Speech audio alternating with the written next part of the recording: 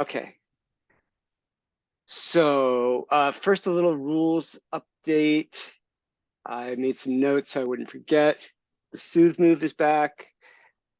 I've changed, although the playbook specific soothe-like moves are still there and more general in terms of affecting more people. I've changed almost all the rolls to now be 2d6 plus the number of dice you want to spend. Glory dice, heart dice, favor dice, they all work this way. The only roll that, I mean, curse dice, you still just mark a curse to introduce a d10 to the roll, but you still got a base 2d6. Only the hearten move has you just rolling just with heart dice without a base 2d6, because I couldn't make that work. Because of the 2d6, I've changed the minimum number of heart dice in any one relationship to 1, and the minimum number of favor dice is 1. So it goes 1 to 3 instead of 2, 3, 4, because you've got these 2d6 already. And you can roll, if you have no heart dice with somebody, no relationship, you just roll the base 2d6 to influence them or soothe them. So I'm calling debt favor. It's you get it by, you increase it by sacrificing a glory die or a heart die. And then again, with the favor roll, it's 2d6 plus as many of those as you want to spend, and you unmark them as you spend them. You unmark heart dice as you spend them. You get a glory die by engaging in your character moment as before, and you can get an additional glory die in that moment if you sacrifice a heart die or a favor die. You get a heart die anytime you share a moment with somebody. You can just increase your heart die. And you can make it a particularly intense moment if you sacrifice a glory die or a favor die. So try to create more push and pull and involve the favor mechanics in there more.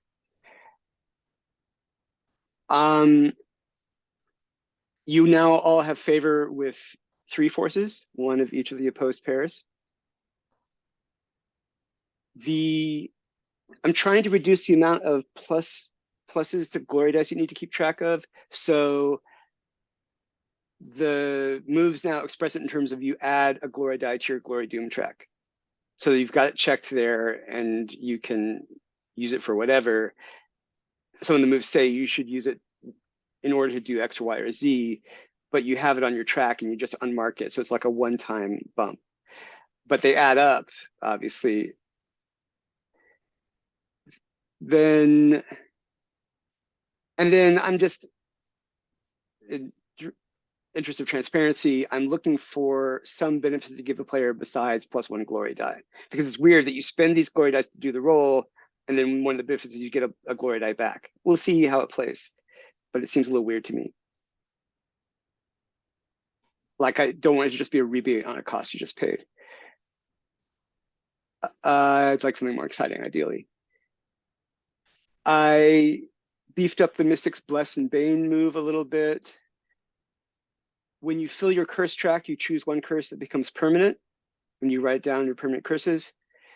When you fill your XP track, you choose a trophy, which is just a memento, physical or figurative, to remind you of the arc you just completed. And it just becomes another prompt for getting +1 glory die. It doesn't actually help you any. It doesn't give you more glory, but it becomes another thing that you can call on to say, another character moment you can engage with to gain glory. And like I was saying, you gain heart dice by engaging in a heart moment, a sort of relationship focused moment. The maximum number of curse dice you can roll on any roll is 1. Because that really blew up on a playtest between then and now. And there's a generic move for doing something risky called Dare Greatly, which is basically, defy danger roll. So everything is 2d6 plus a mod, yeah, and except for the hearten move. Then you just roll the dice that you have in a relationship with somebody. And you don't, let's see, what I didn't figure out was, what do you do after you hearten somebody and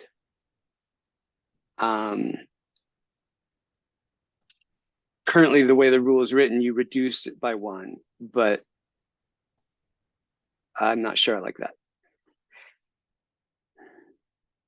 Would it be something, I don't know, as simple as possibly take a condition or something that affects you in some way that wouldn't necessarily be easily cleared? Because I mean, like, you know, if you're leaning on a relationship to Yeah. improve someone else's role, it's like, you know, you give, but you have to sacrifice something to do it. Well, certainly one thing is that you should share in the results if you fail to change the result. And maybe we'll stick with that for now, and things will become clearer as we play. But let's get rid of the reducing the relationship intensity, because I just think that's like too much cognitive load now. And we'll see how it plays. But definitely you should share in the costs if things don't go well. Okay, that's the rules sum up. Let's get back into it. When we left the party, okay, help me remember. Estan and Kamil got the rock, We did. right? Yes. And you got out of there. No, you didn't get out of there. You're like surrounded by We people. tried to get out of there. Yeah. This is like that time when we couldn't get out of that bar, Camille. They wouldn't let us go. They just Okay. wanted us too badly. More and more. And Circe, did you get like an alarm from the ghost of who Estan used to be? I'm trying to remember that. Yes. I feel like I got some kind of warning omen or something like that. Right. I remember, him. Death as the younger version of me showed up and said I was in trouble. Yeah. Oh yeah, I because it remember- was tying in of like what was happening to you, and then like it was kind of like you were projecting, or Death was projecting to let me know that something was wrong. Right. And Estan, you have a silver bracelet that will help Death and the dead find you at some future point and make it so that this weird blue and black stone doesn't hurt you. And Etienne, you were Circe, I believe it was Circe, healed you last time. Yeah. Yeah. Excuse me. Yeah, Circe healed Etienne, and then I think Ampix and Etienne had a scene by the docks. Yes. And Etienne was kind of left hanging on. Oh, like I think they Etienne left both were Ampix kind hanging. Of, yeah, No, they Etienne both left kind of Ampix did. hanging. Yeah, I think they both did. They left each other hanging. I think. Oh no, Ampix was really reaching at least halfway over there. That was. Oh, for sure. I love how you're identifying your character enough that you have a different memory of that, which is totally valid. Yeah, but this is the way Etienne remembers it. um, I'm sorry that Elle can't be here, but like I totally am glad that she made that call to heal up and feel better. Absolutely. So we'll have to think about what is going on with Ampix now. Maybe it's because Etienne left her hanging that now she's like seeking solace from her god. Yeah, I really wanted to see her get clear of that god. That whole eating secrets thing is not good. I think claimed her. Oh god, like kicking her up into the heavens bodily. Oh boy, she's eating her feelings. Totally new meaning for that phrase. Yeah. Okay. One day it'll be time for Ampix to tell all the secrets she has eaten, and get back together with Etienne, but not tonight. I'm sure she will get free from her god at some point. Who's her god? Lithor. Uh, and that would be a great day, but not tonight. Oh god, the Lithor conspiracy. I don't think they could hold her back, frankly. I think, but they might have impressed on Lithor the need to take her up. Because Lithor, as we've seen, has not been making good choices. That God has been convinced that somehow it's a good idea to bring some rock up from the land of the dead and bring the dead up, and that's bad. And probably bad for Lithor too, but we'll see.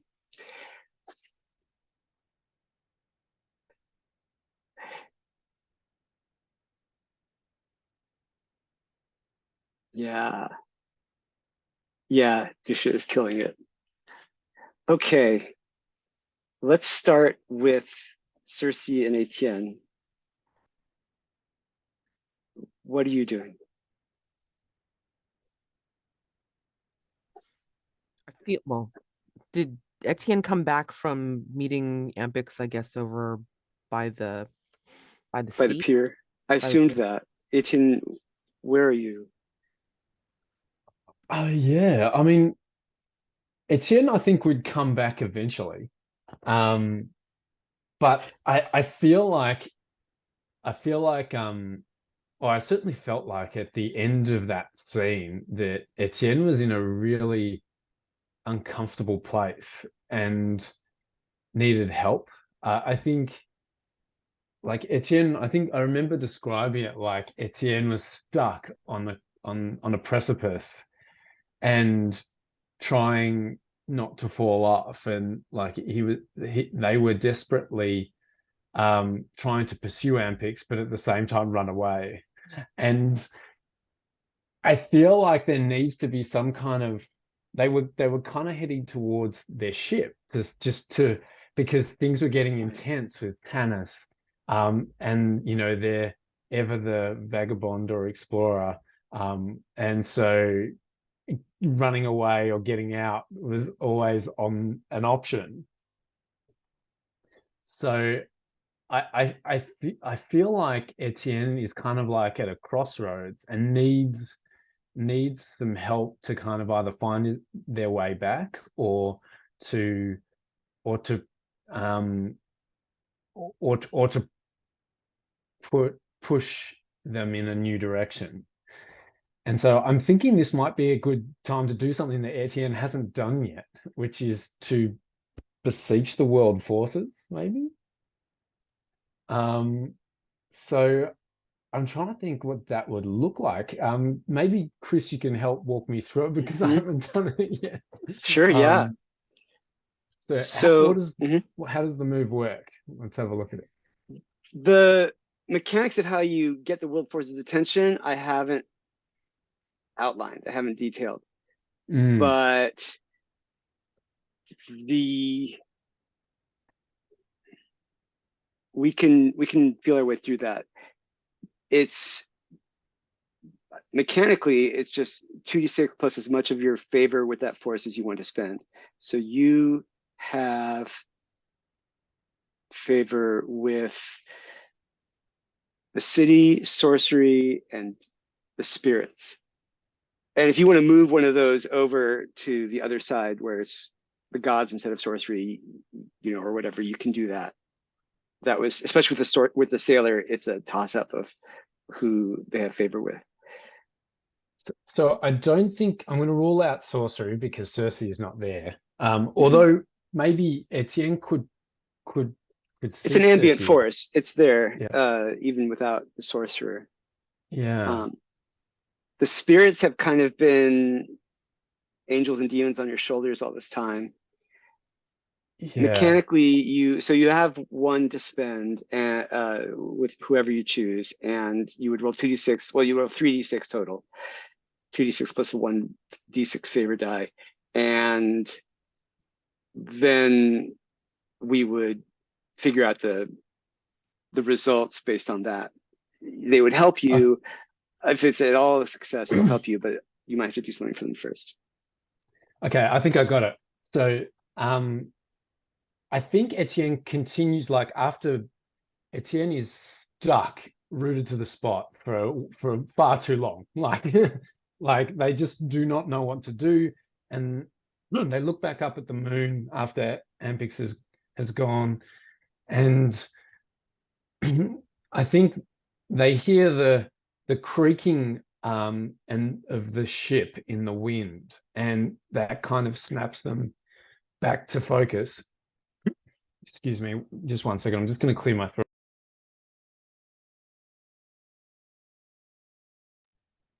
Thank you. Sorry about that, everyone. So so their head snaps back to the ship, and they feel the call of the ocean and of the boat, and they head down to the Amagi, the Etienne's ship, and say hello to some of the sailors there, and I think they're drawn to the moon that Ampix had looked pointedly towards, and stand alone on the prow, staring out into the sea and trying to decide what to do.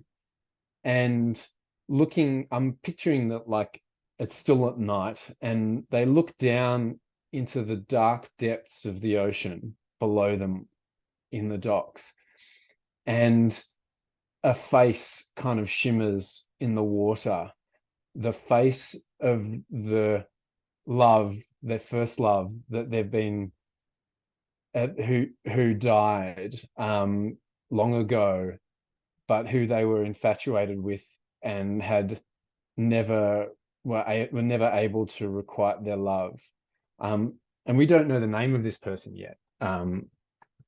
We don't. We just know, like, their face, and I think that it's actually, and I think that Etienne is being at this crossroads at this time, calls to this memory or to this person, and beseeches them for guidance of what to do. And remember, Etienne has asked Estan to accompany them to search for the entrance to the lands of the dead in order to find this person in the past. And so here now, with the moon full in the sky, and it feels like a poignant moment in time, or at least in their life, where they're calling for this spirit to guide them as to what they should do. Should they reveal their secret, as Ampix seem to request of them? Should they flee from Tannis's contempt, or should they return to their friends and loves, and try to help them see this through? And I think that's kind of where we make the roll. I think you should get an extra D6 for a heart die for your relationship with this lost person. Okay.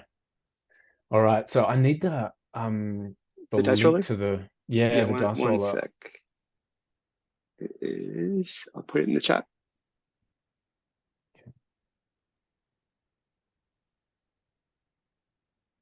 Okay. I'm looking at the wrong thing. There we go.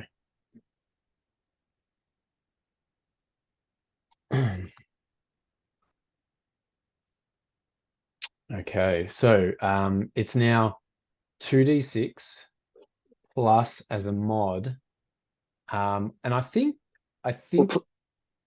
plus is the number of glory dice, and so in this case, it's favor dice. So favor dice. That's right.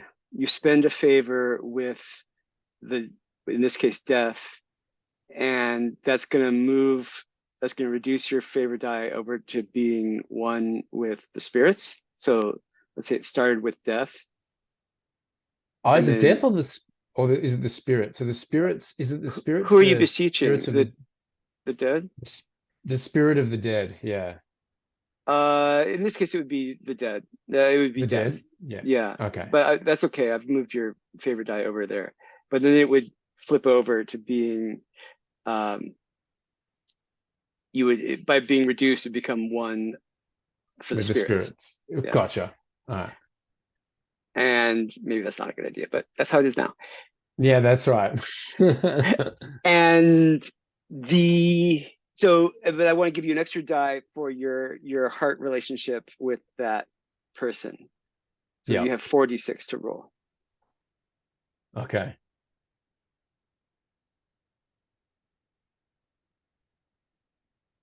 All right. Let's call that person. Should we give that person a name or should we keep it elusive? I'm not sure. Give us a name. Give us a name? Okay. I want to say Ren. I like it. Yeah. Like WREN. Yeah. Yeah. The king of all birds. Yeah. All right. And is there could I add a curse dice with that? Always. I Yes. feel like that might be a good idea. I can't wait to see how that goes. Yeah. Is that a good yeah, I'll add a curse die. I feel like this is the final finale. We need to That's right. to spice things up.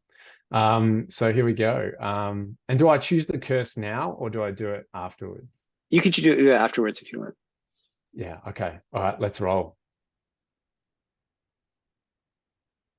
Okay, a 9. It's not an additional curse. It's a partial success, I guess. Oh, is it? Wait. Oh, no. That's Estan who rolled a 9. I rolled. Well, it's not a +2 number. It's 7 and 4. It's a 2 highest dice, isn't it? yeah. So you want to roll 4d6. Ah, Plus it's not, 1d10. so it's not a mod. Sorry, it's not a Okay. mod. Yeah. Not a mod. Okay. There's no mods in I this thought game. that changed. Yeah, that's what I No, thought, but no. I thought that's what the change was. No, Okay, no, let me no. I'm reroll. sorry. It's confusing. I keep changing things, but No, it's all good. All right, so 4d6 plus 1d10. That makes much more yes. sense. Thank you. Okay, let's do it. Okay, so a 5 and a 4. I was right anyway. It's a 9. You were still right. Okay. All right. Mixed success. Yeah. That's interesting. Yeah. So What does that mean in this move? that means that you have to do something, or at least promise something for the world force, in this case the shade of your lost love, before they'll help you.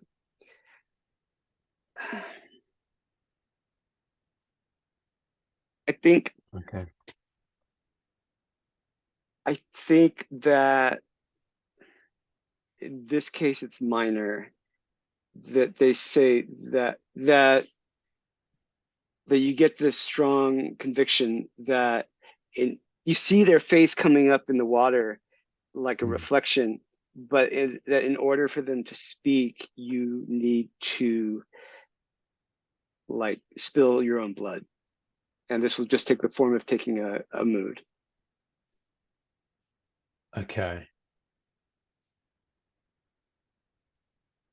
Oh, wow.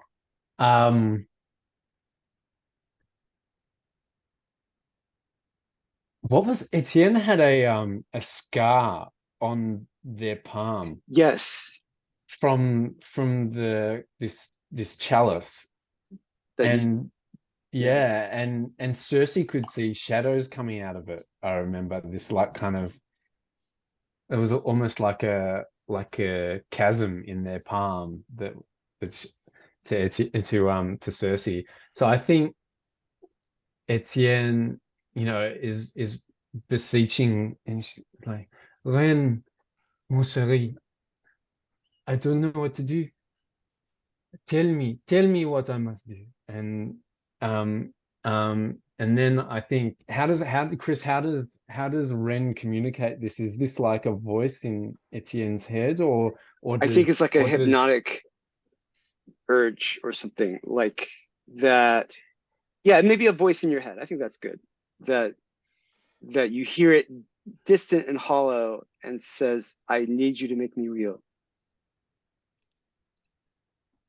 And Etienne nods, and I think um feeling this, hearing this connection, which they haven't had from Ren for a long time, for years, and to hear their voice, I think brings Etienne to tears. I think I think not sobbing, just like I think tears start trickling down their cheeks, and and they nod and wipe the tears away and draw their dagger from their waist belt and place the blade along their palm, where the scar is. We can see it kind of silver in the moonlight. And Etienne draws the blade slowly across the scar, reopening the wound, and lets the blood drop into the ocean. That's great. I love it. The blood drops into the ocean, and I think you see these shadows pour out also. And there's kind of a little whirlpool in the water, and a pale but flawless arm reaches up out of the water through the middle of the whirlpool and reaches for your grip. Etienne reaches down to grab it. And Ren comes out of the water and looks just like you remember them, except white as marble and cold and almost weightless. And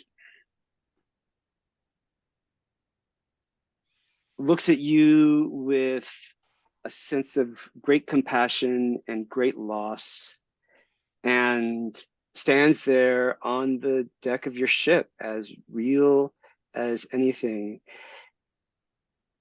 skin almost silver in the moonlight, and says,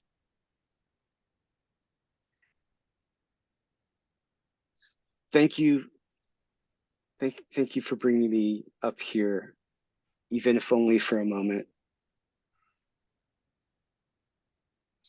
You want, yes. Is it really you? It's me. It's me. I've missed you so much. I've missed you more than you can imagine. I'm not really yours anymore, Etienne. I can't be. But Ren, I called you and you came. You cannot go. Not now that you're here. I need you. she's still holding your palm, and she brings it up to their chest, and they say, you've opened a doorway in your hand, a gate, and I can put a piece of me in there, but you might regret that later. Do you want me to? If I do, will you stay? Only in a way.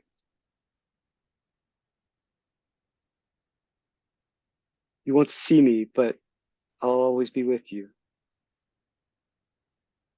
Can I speak with you? Yes. Will you The only come price if I is, call again? if a piece of me stays with you, a piece of you has to go back down with me. Then do it. She takes your knife and draws it across her own palm and just like odorless black smoke comes out, and she presses your two palms together, and you get this immense chill, and she gets a little flush in her cheeks, and she says, "It's done." Thank you, and will You you called come with me, me now? you only the piece of me that's in you, but you wanted to know what to do, and I just want to tell you, Etienne, I have had so many years to think about what I wish I had done when I was alive. Don't fuck it up.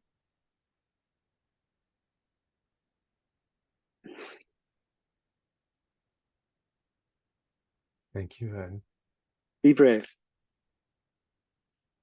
I will. And I think they say I have to go now, most of me.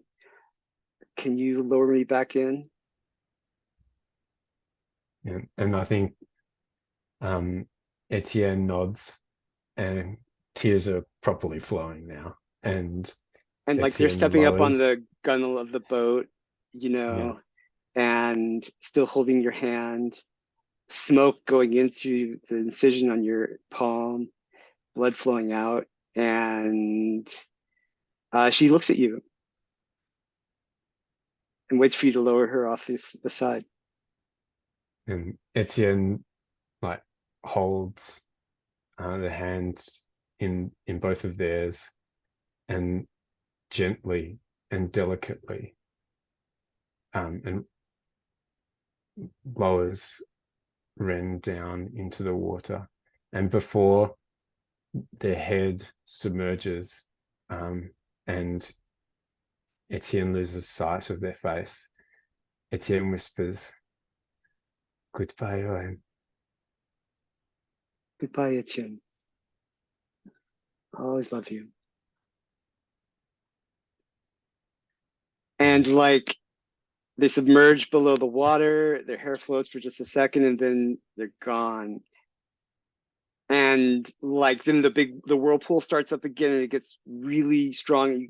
It's not big, but it's deep. It feels like it goes all the way down, and then it closes up.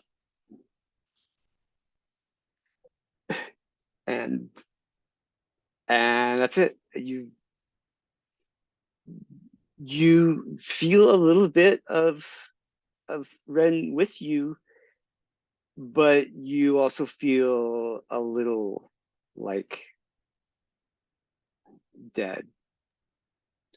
And I think you Yeah. have to make one of your moves into a scar.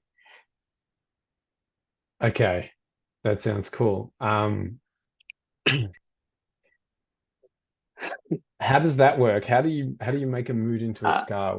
Well, what do I'm you just, do? you tell me which one and I'll just format it so that it looks, what it basically means is there's gonna be one mood in one column that you can't mark anymore. And it only takes 3 moods to fill that column, mechanically speaking. Okay. Oh wow. Yeah, I think maybe. So that's one you won't feel anymore in story Okay. terms. I think it's one of the ones that's been marked. I think it's bewildered or horrified. I think probably. I think. I think horrified. Okay. Let's do horrified. All right. It's almost like they're a little dead inside now, so that nothing much can horrify them. They don't get phased. Yeah. They don't get as phased, yeah. But again, it doesn't take as much for them to feel Top to out. recoil, yeah, to tap Yeah. out. And I have to take a curse here, and I think, oh gosh, I can think about it while maybe I'll Yeah. think about it while you move on. Okay. Okay. Cool. Okay. Let's get back to Estan and Kamil. You all are, I think, surrounded by warriors from the houses of Lithur.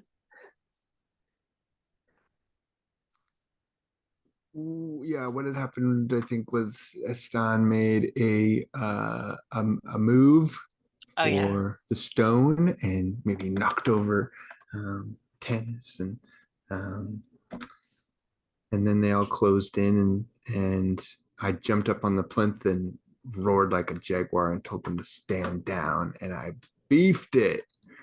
So that is where we are, or at least that was the last. Oh, yeah, yeah. I Mhm. do remember that she did escape, right? Like she left us, but but we were still surrounded, right? But she, I want to say the word ensconced. I have no idea if that's the right one. Anyway, she vanished into the into the rest of the palace. But we do have the stone, and I do have the priest attached to the stone with me. Right, the shade. Yeah. Yeah. Okay, so you're in this underground hall, and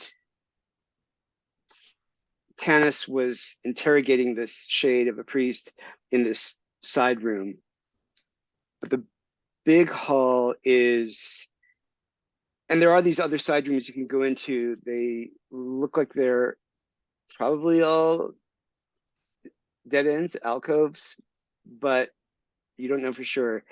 This big hall is supported by these massive pillars, and it's where all these soldiers have been training, drilling with spears and swords that have this stone as their blades. And way far at one end is the stairs going back up to the rest of the palace, which you came down. And then much closer to you on this end, so it's sort of, it's wide too, but it's mostly longer, it's rectangular. And I can do a whiteboard here if it helps. There is another staircase going down, and there's food and drink for the soldiers. It's mostly a drilling space, and the stairs that go down seem like they're more rough hewn, and the whole corridor going with it is like natural rock. And there are soldiers on, so if you're still if you're like sort of just coming out of that side room, that alcove that Tanis was in, then there's like soldiers in a half ring around you. What do you do?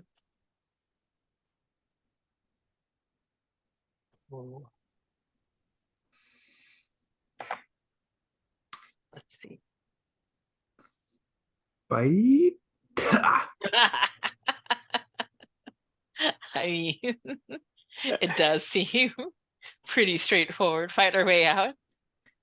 Do I Okay. hear the same sorts of sounds like wails and moans that I've heard coming from the stones before? Do I hear that anywhere?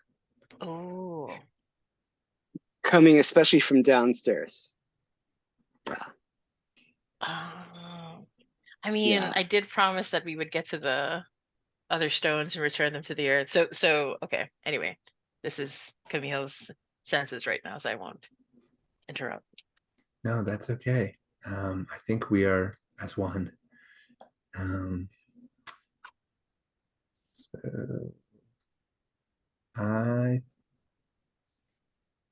I think that we should be there in that dark place. I guess that we came here to address the Tanis situation on behalf of Etienne. At least that was our initial goal. Maybe to take Tanis or to change their mind or whatever. That has become not as realistic or more challenging. Tanis, I think you said you knocked them down. Is that right? Oh To no, get to the Tannis managed stone. to escape. Oh, sorry, right. Absconded, of course. Yes, I forgot. Yeah. Okay. All right. But we did get the stone, so Yes. Yeah. yeah. I think like Estan looks at Camille and has this like very specific, it's the same grin when we're about to go into the same bar that we've been kicked out of several times, and we still insist on coming back, like that kind of gritted determination, and there's a bit of mischievous glint in the eye. And Estan says, "Then to the darkness, to the deep we go. We go where we are called, because we are wild things." I think that Camille lights up when you say that, like she rarely does. I think those words really get to her spirit, and she's really seen in that moment, because I think we share a bond that only animals might. I don't know if that's one of the ones that I chose, but we do have that sort of connection. So Yeah. Cool. I think we I don't know who's making the move and who's helping, but Camille still has some fury in them. Ooh. I think Camille wanted to punish them for what they have done to the beautiful land underneath us and to the spirits. So I'd like to lunge. I think I'm feeling really aggressive. I'd like to engage with a threat and just pounce on like those words from Estan just like release me and I just leap. You see my fangs. Awesome. Okay. You've got 2d6 as a base. You've got up to 2 glory dice you can spend. And you can always mark a curse. Yeah, I'm going to mark a curse. Humans scorn you for being too animal, and they shall see why.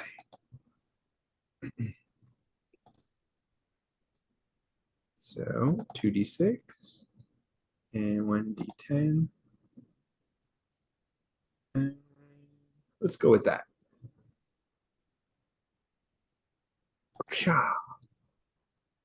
16. Ah, nice. Yes. Awesome. Yes, they shall see why. Cool. So you're pouncing on, are you pouncing on the soldiers who are between you and the stairs downward? Yes.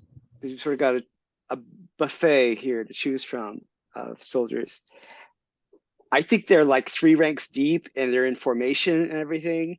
And you leap for one of them and I think like land on their big round shield and they collapse under the force of you're not big and they're big, but they collapse under the force of your assault and you have just this demonic power. I think that the first person in the ranks is like actually crushed, dead. And the next one is bowled over and the one behind that. And I don't know, you tell me how deadly you want this to be.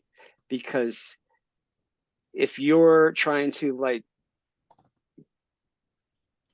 go for their jugular or something, then they're also dead. Checking our safety. Yeah, no gore. That's fine. Yeah, I think I am like the storm. I think I'm like lightning on the cliffs. I think I inflict grievous harm and create an opportunity for us to move through these ranks of soldiers. But it's definitely a bit of a Mononoke moment. I think there's some kind of definitely some power surging through me. And my mood is grim because of what has been done to the spirits of witnessing the priest being chained to the earth, and so it is just indiscriminate punishment. And my shadow, I think, is like fighting along with me almost. Like Yeah.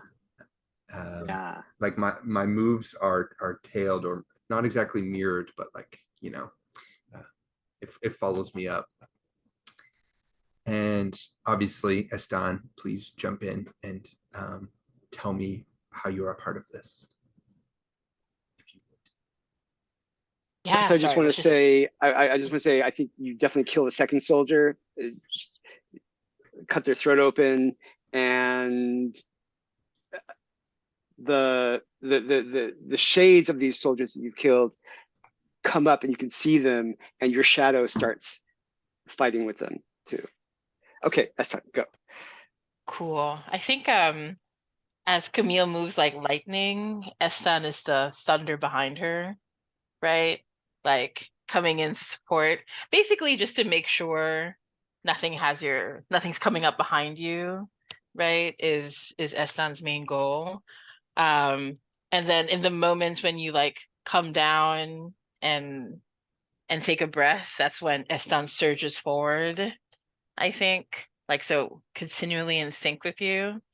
And I'm going to, let's see. It definitely feels like clashing head on in a devil may care kind of fashion. So I'm going to spend, So as let's a result see. of lunge and the opportunity that's created, you may add +1 glory die to any Oh, move that you make. nice. Oh, nice. Okay. So I'm gonna roll with 3 glory die. 1, 2, and then 1, 2, 3. Okay. Stacked. Let's see this. Excellent. You know what? I will also. It's the last session. I'll take on a curse. Just a little curse. Just a little curse. Let's see. Wow, I like how not being able to get inebriated is a curse that is awful. Anyway. Let's see. Oh, sorry. I'm gonna say, oh, this is so sad. You see friends and enemies as like alike as if they were dead already. I think in this moment, I see like this vision of Camille, like flesh worn and like skeletal, and I'm like infused with this desire to protect her. That no matter what, I can't lose Camille like I lost my tribe, my family. So I'm gonna add. Sorry, I keep forgetting the number. It's a D10, right? A D10 for curse, yes. Yeah. Okay. All right. The veil is So thin in this place. Yeah. that's true. Okay. So rolling. Okay, that's a 14. Oh, nice. Okay, it didn't show up on my end. Thank goodness it showed up on yours. Okay. Yes. Cool. That's so many dice. So great. It's super fun in real life, I bet. That is the only thing I miss about like but you can have real dice. I've heard like Mads using yeah. So Okay. yeah. So yeah, I think that they're trying to close in behind you two and trying to form up ranks in the face of Camille's onslaught. And I think that you clear them out. Which 2 things do you pick from Clash Head On? I'm definitely picking create an opportunity for your friends. Anyone acting on it adds +1 glory die. And I'm going to force the enemy where you want them, which is like away from us, right? So we have a clear path to where we need to go, basically. No problem. Okay. Yeah, you clear them out. I think that so you'll have to take a mood. They get a hit in on you, but I think that they are, that you take a couple down with your spear, and then maybe it's whirling around and creating a perimeter where they can't get in. So there's an open access to that downward stair now. Nice. Yeah. And so I mark frenzied, and like I just throw myself forwards, like hurtle down the stairs, because I trust Camille is like going to be in sync with me. Yeah, I think Nice. this fight was like if we were dancing in a tavern or something, like as soon as Oh one of us is yeah. running out of steam, the other one just like bursts in with a fresh move, and like the attention is traded back and forth. And Oh, that is so cool. and I imagine them like us clearing them out and us two in the middle, like lots of big swings and flourishes, and they all just like have to back away and then into the Yeah. I love that Perfect. you two, like in your minds, you're always in a bar on a bender. You could be fighting, you could be breaking in. It's Same basically, energy. yeah. Okay, cool. Yeah, you can race down the stairs. Mhm.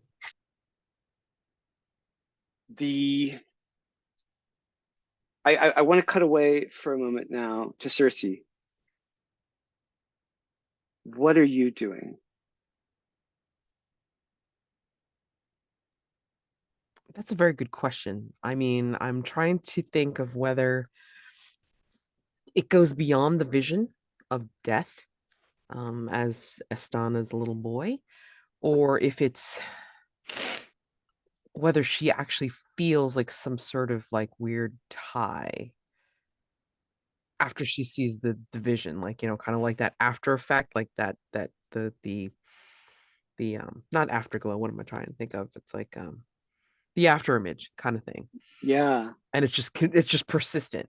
And I feel like, you know, her curse is like one of her curses is they're doing like the weird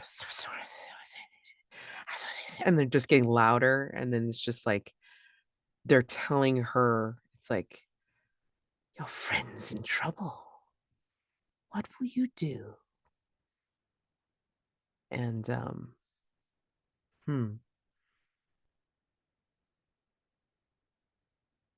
I mean, I just don't know whether it's I don't want to meta this, you know, like I don't want to be like, yeah, they're doing great. I don't want to help.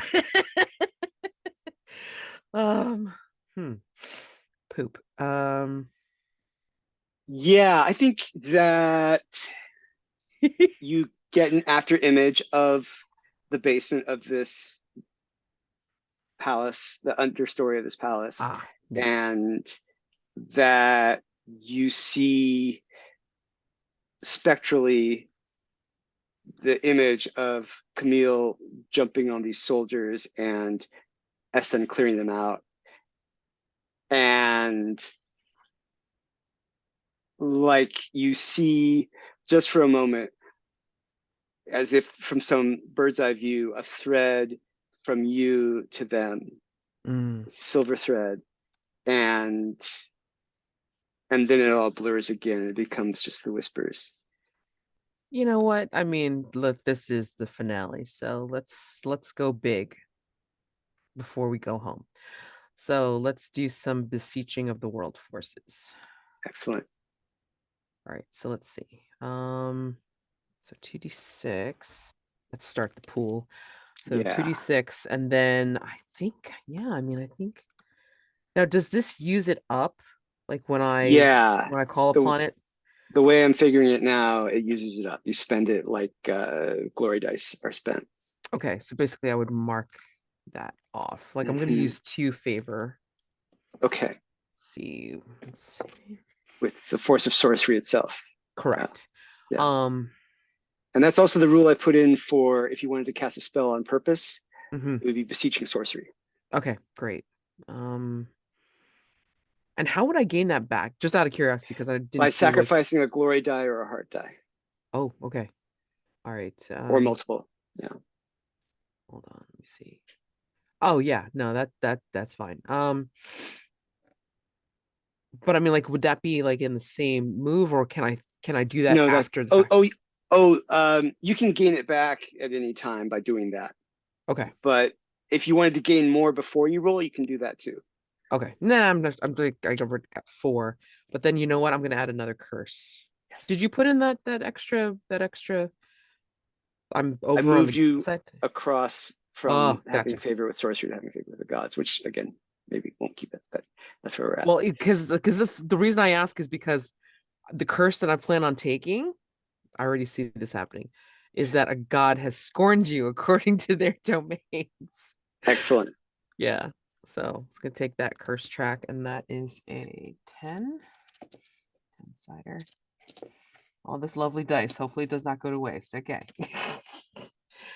All right. So 4 2d6 plus the d10. Ooh. Okay. So yeah, my top 2 dice is a 6 and a 5. Okay, full success. Excellent. Okay. No monstrous extra effects. So what are you beseeching of sorcery? What is it you want? I would like sorcery to reach its fingers into this place, and again, basically, hold on, let me just check my world forces here. Yeah, gates. Call upon sorcery to use gates and gate them back to me using the shadow tie that that I feel like there's a thread there that like that's tying me to them. And I've already thought of like, how this curse is enacted, where it's like Medad is like senses what I'm doing, and it's like it is not wise, it is not fortuitous that you do this, that you call upon sorcery, this wild chaotic thing, and she scorns me. How, I'm not really sure just yet, but I mean, I get that energy as well as I'm trying to feed into this gate that I'm trying to open up near them. And then like I think you two will see like this shadow tendrils coming around in swirls and spirals, like near where you are, as you're fighting them off and keeping them at bay. And then like the shadow tendrils will kind of give you this impression of like maybe the shiny skin, the cosmic swirls that from what you have seen of Circe's flesh. I think that'll give you the key that this is her doing. And she opens up a gate where you can see into where she is. Okay, I want to narrate this Sure. into what they see. Yep. Also, by the way, one of Medad's domains is luck, so I think that's going to come back to bite you. That's fine. That's fine. Yeah. I mean, so long as it comes back to bite me, that's fine. Okay, so Estan and Camille, you're running down these stairs, and they go down a long way. You can hear people running behind you, and then all of a sudden they stop, and you've got like 3 feet of cliff, and you're in this massive underground cave. 3 feet of cliff before they just like it just drops and it goes down forever. And you can see there are crude staircases built into the side of this cliff because it's massive. It's like 100 feet across, and you can see that there's little platforms on ropes that have been lowered down, where people are workers, miners are going down there and climbing, being raised back up. There's this elaborate pulley systems and scaffolding, but it's diffuse. There's not a lot of people right there that you could see them all, maybe 24 people working, and they're bringing up this rock on these platforms with the pulleys. But the platforms seem to go down all the way, and you can't see the bottom of this pit, but you can hear the howls of the dead coming up from down there. And you're coming down these stairs and trying to skid to a stop before just going over. And then I think Circe's gate opens in front of you, and you can see her silvery skin on the tendrils reaching out for you. what do you do? I think that if you don't go through the gate, you're probably going to go down. But you can We still have a pull that moment out to too. speak. Yeah.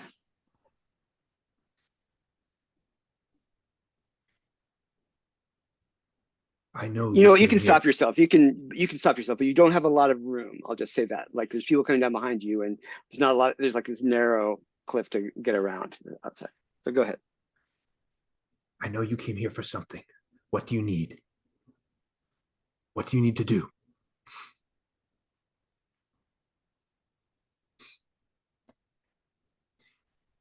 Ray, you're muted if you're talking. Oh yeah. Are you Sorry. I was thinking so hard. I was like, and I say we must find the other stones that are trapped here, that are made into weapons. And I say something like, Camille, I think you understand what it is like to be a weapon ill used.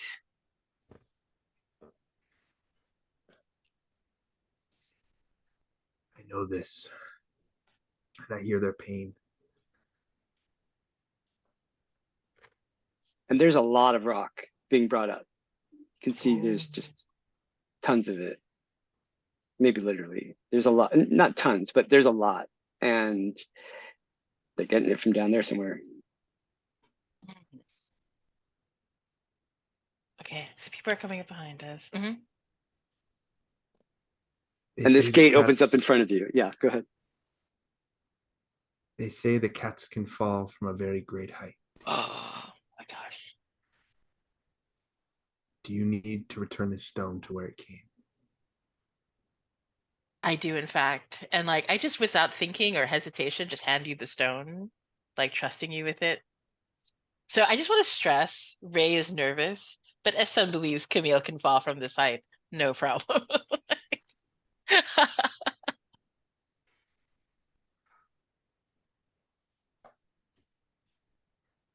And I think I say, if Vasha were here, this is what she would do. And speaking of my auntie, the ghost that I saw in the last session, the one who raised me. Ooh. Um,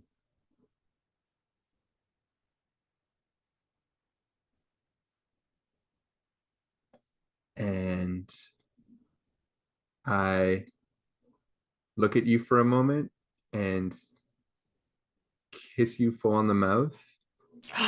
Yes. And without even looking at you after I do that, because my heart's still pounding about that more than this jump, I turn and I leap with the stone in my hands into the chasm. Oh my God. I think there's a moment where like Estan, like it finally sinks in, like, right? And then he tries to like, but it's too late, right? Tries to reach out with both hands towards Camille, watching her fall. I would like to beseech the forces. Okay. I was Ooh. I was gonna think either that or dare greatly, but I think Beseech the Forces is much more interesting. So go for it.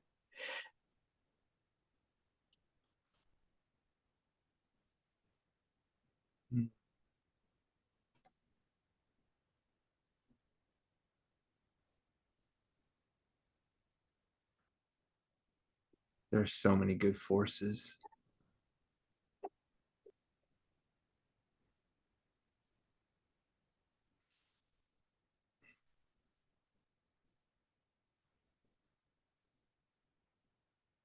It's death or it's sorcery. You don't actually have favor with either of those, but we can So they switch it so that you do. I just picked ones, you know, you could have one favor with sorcery or one favor with death. That's fine. I'll move those around. You have 3 favor with the wilds, but don't let base mechanics influence this awesome decision.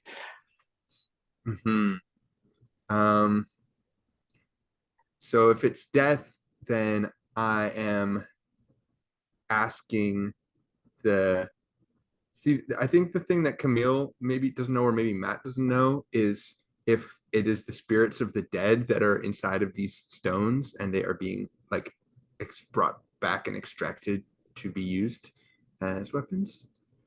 Yes, I think that the shade of the priest makes that clear.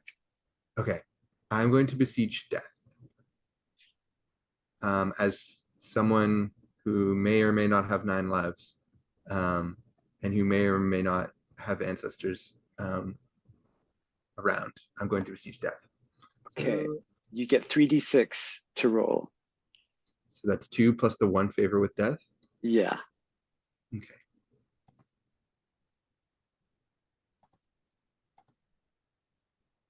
I'll spend my glory dice. You don't get glory dice with this one. Oh, right. It's just favor dice. But you can always mark a curse.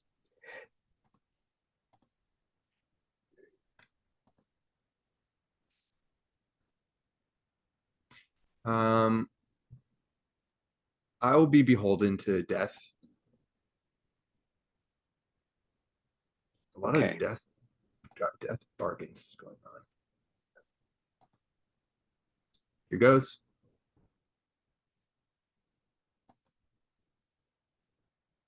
That's an 8.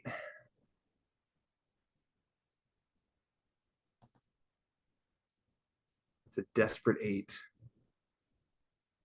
Okay, mixed success. So what is it you're asking of death? Not to die?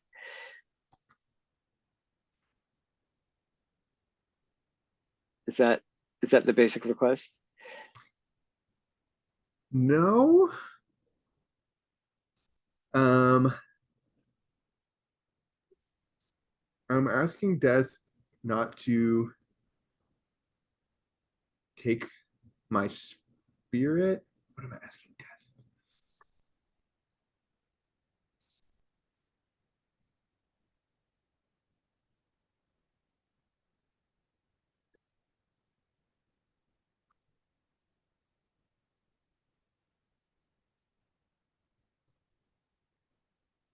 I am asking death to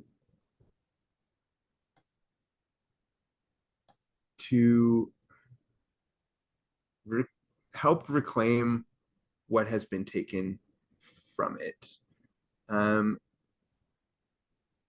Asking death to intervene in a time when its halls are being plundered and its spirits are being stolen. Is that So you something I want might ask? you want death's help to put a stop to all this? Ray or Chris, can you talk over Estan's last I don't know if it was a beseeching or but when you knew what you had to do with the stone? Oh, yeah. I did beseech the death for help in that moment. Should I Yeah, and summarize what's going on? go ahead, yeah. Oh no, go ahead, Chris. Totally fine. Oh, I just, the shade of lost you appeared and gave you information, which was the stones shouldn't be up here, gave you a silver bracelet so that death could find you later and the stones couldn't hurt you. And that was a bit of an odd beseech the forces because generally I think of it as they do something massive for you right now, but that was more of a foreshadowing one where they're giving you something that could help you later. Yeah. True. Yeah. I also want to say that I did roll my heart dice. My highest was a 4. In case it makes a difference. A 9. It's still a mixed success. It doesn't change the results. So that means that Ray, you mark 1 XP. Can I say that with that help is the bracelet, like in me reaching out, the bracelet of death falls from my wrist and like Camille's able to catch it, right? I love that. Okay. Do you want it, Camille? The silver bracelet from death? Yeah, I won't turn it away. I love beautiful bracelets. I know it has some significance, but I don't truly know when I leap. Um, so So you got to make success beseeching death, and so that means that you have to do something for death first. And in this case, I'm going to say that you're falling. You're falling down this tremendous depth with a stone in one hand and a silver bracelet on your wrist, or in the other hand, as you wish. And as you're falling, it's like you're seeing all your ancestors flashing upward past your eyes. And they eventually stabilize like a zoetrope into just one kind of shuddering image of a giant cat made of shadow, an enormous cat. And the cat sort of snicks its whiskers at you and says, "So foolish. You wanted my help, little one. I will help you, but you have to free my paw first so that I can take a more active role. When you get down here, you take this snare off my paw and give me a little bit of yourself, and then I'll help you." And then the image destabilizes and goes into tatters and flashes away. And you fall for a much longer time than that. But eventually you land on your hands and feet, and you're okay. And you're in the halls of the dead. And we should take a break, and then we'll come back and figure out if Estan went through the gate and what's up with Etienne and all that. See you in 10 minutes. Is that too much? Yeah. Okay. Sounds good. Sounds All right. good. All right. See you in 10. yeah. Okay, Estan, do you go through the gate? Ooh, I mean, yeah, of course. I'm going to wait 1 second, pick up a glory die. Right. Yes, for sure. I'm not keeping a close For enough track of that. Yeah.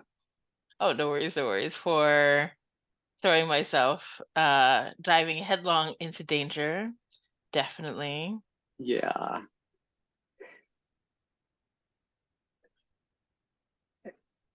And okay, then Circe, you see Camille jump off into a chasm for some reason, but you see Estan reach out for you and come through the gate. Yeah, I think she reaches out, like, like as he's reaching, I mean, like, she's catching his hands and his arm and like kind of bringing him and pulling him in, and she's saying, what happened with Camille? I opened the gate to bring you both back. What is she doing? Oh, I think when you ask that, Eston sort of gets this like it's hard to describe the look in Eston's face, but Eston says, Camille is doing what she does best. Being glorious.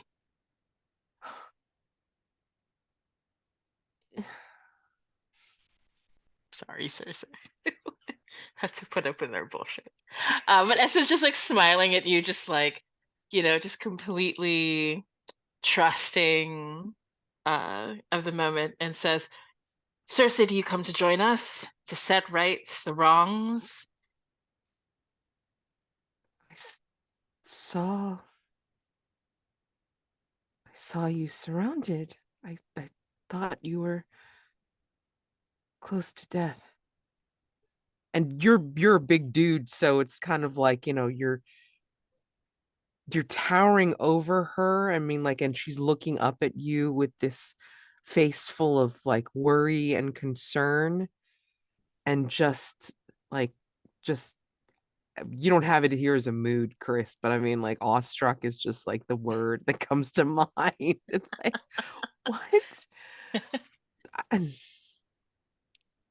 And Estan like reaches down and places their hand under your chin very gently and says, we were, but you should have seen Camille move like through the call of nature, through the call of the wind, and like you can tell like Essen's just completely like running on adrenaline, just like completely in the zone. But Circe, we must help. There has been a great wrong committed. Tanis, in seeking out power for whatever reasons, is imprisoning the spirits of death, forcing them to become weapons. We must do what's right. absolutely. Uh, Gate's still open. And Eston like smiles his really big smile and says, I knew you would say yes, Circe, and like grabs your hand and like we run through the gate together. So I Just want to give, this is lovely. I love it. I want to give Etienne a chance to be part of this. Okay. But Etienne, you were left on a decision point. So I don't want to take away from this amazing scene.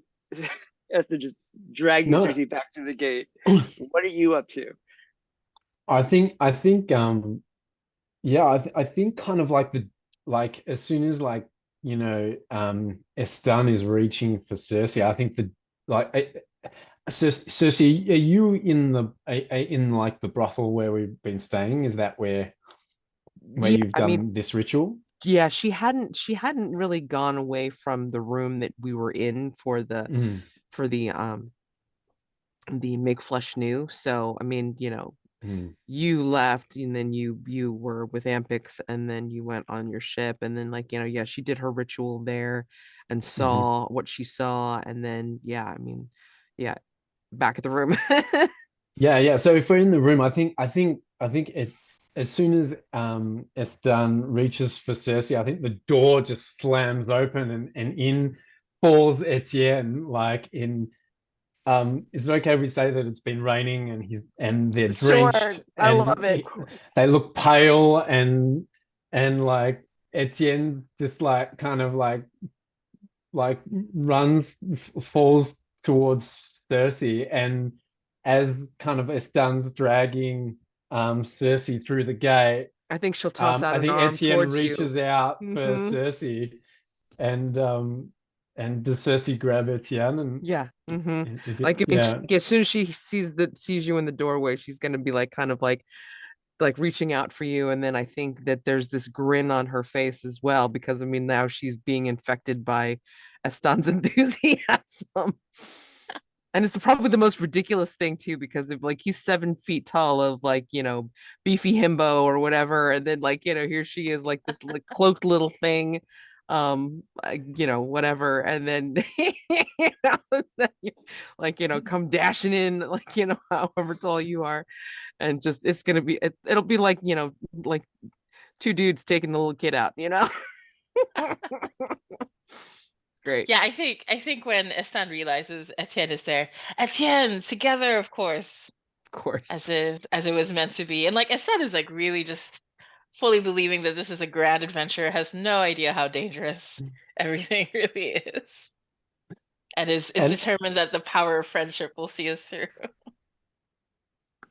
and Etienne was not expecting this and is delighted to see Estan and was desperate need of solace and just like kind of just goes with it through the gate, like gets swept away.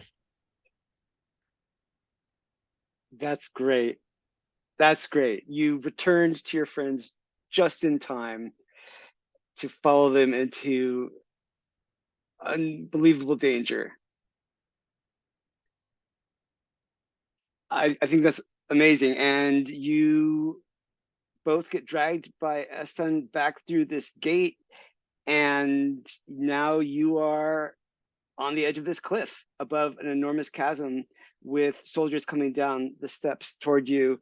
And there's all this work stuff, the platforms and pulleys and scaffolding, keeping this enormous dome of a cave up. And the portal closes behind you.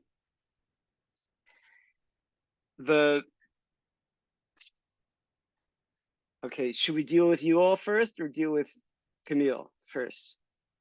Oh, like let's go back to Camille. I want to see this Yeah, this for sure. dive into the depths. Oh my god. Woo! Okay. Kamil, you find yourself in this great hall with no roof. It looks like it used to have a roof. The great hall is built out of this black and blue stone, enormous, like chunky bricks of it, and each one has a faint moan coming from it. It's like the Hall of the Dead is built out of the dead, and their souls have been compressed into these rocks, and I think not just chunky bricks. I think some of them are still shaped like people. I think it's the living who've been cutting them up. But the walls, the ribbing for the arches, the lintel around the doorway is all made of these twisted, mostly humanoid shapes of people. And there is this doorway, this massive doorway. You're in like it used to be a rotunda, and the ceiling has just been ripped open, and a huge cave is now connecting it to the world of the living, which you can't see. And coming out of this doorway is an enormous black cat. It's proportions like the cats you know, but 8 feet high at the shoulder. And you can see that a yellow thread is wrapped all around this cat's body, kind of constricting it a little bit. Still walking normally, and comes over to you and says, "My child, you could have just dropped the rock. But I appreciate your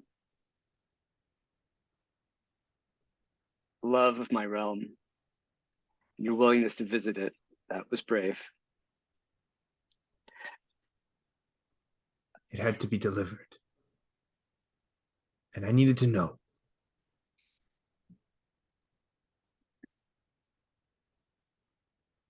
I'm glad you're here. Now that you are. I have somehow let these people get the better of me.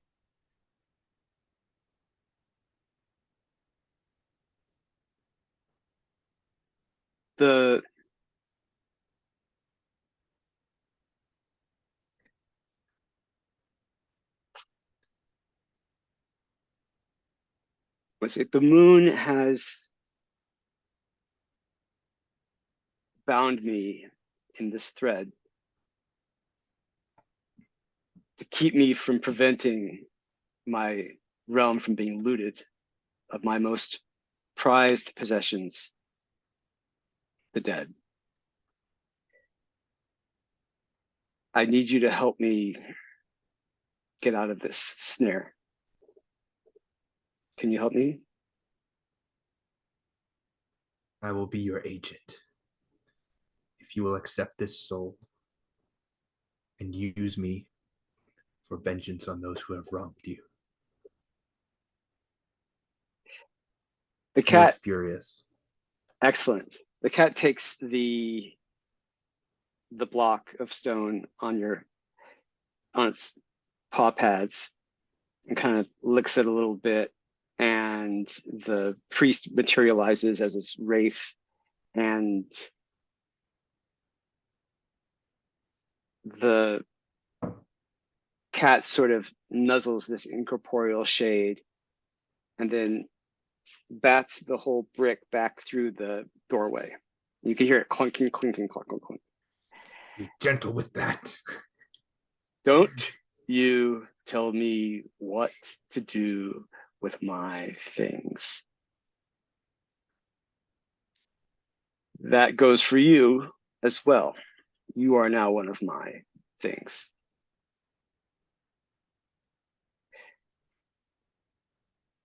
Well, we share an aim for now, so I do not object to this.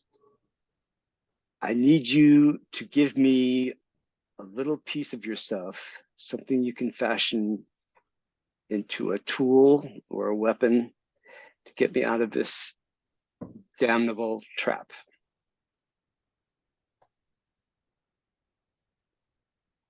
What will it be?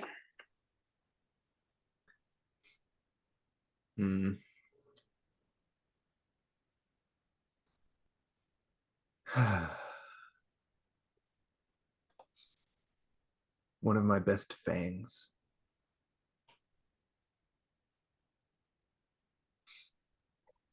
We won't show this on screen, but somehow I procure one of my sharpest teeth. I think that it is not just your tooth. I think it is everything you ever could have eaten with that tooth. Everything it could have helped you taste. Meals you won't have. It's a piece of your soul. And so Mark 1 Doom, which is maybe what I should have done for Etienne, but the thing that happened with Etienne was so beautiful, I don't want to change a thing. Mark a Doom on the rightmost box on your Glory Doom track. It should show up purple. And you have now this tooth, and the tooth becomes a knife in your hand. One of those curved paring knives with an inward blade, like a cat's claw. But what do you do?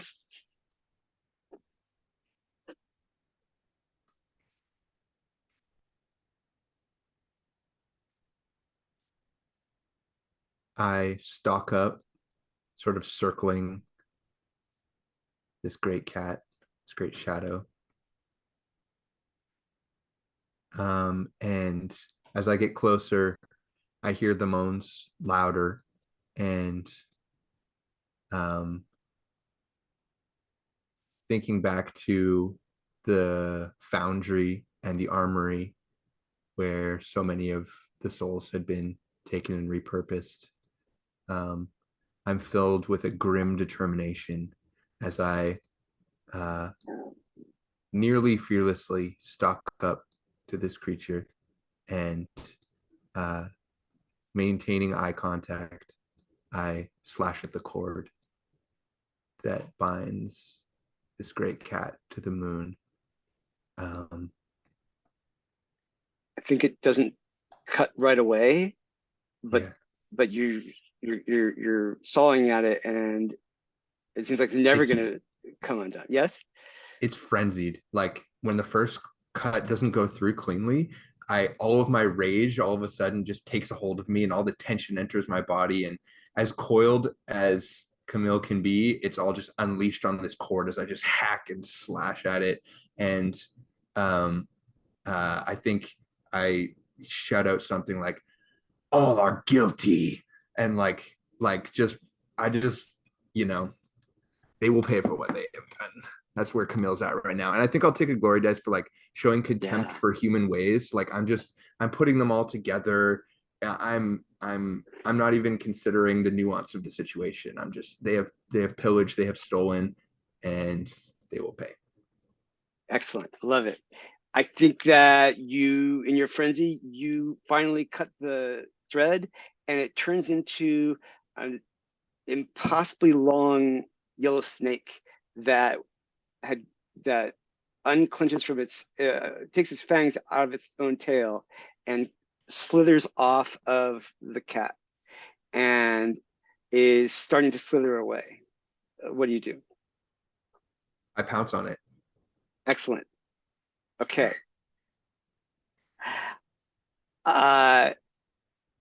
You kill it. It's unless you like want to keep it for some reason, but No. okay. It has no shade, and it crumbles into nothingness.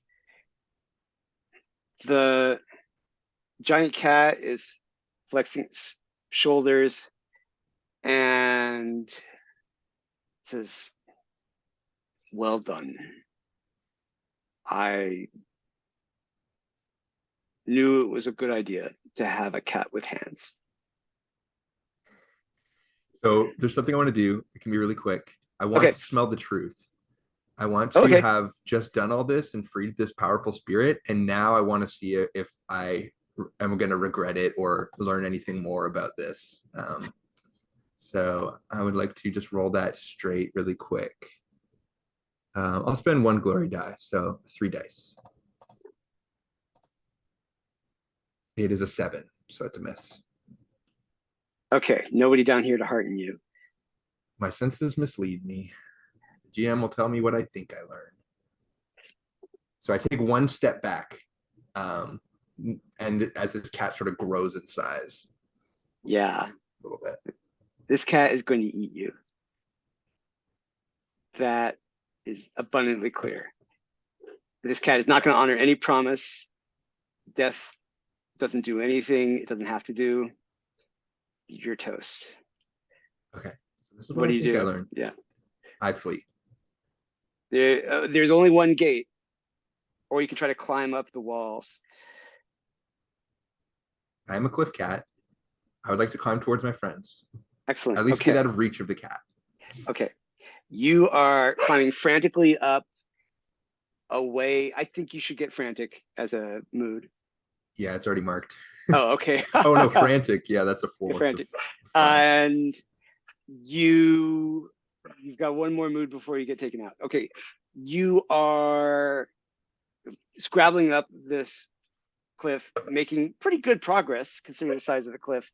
And then you feel the breath of this cat behind you as it bounds up right to where you are, paws above you.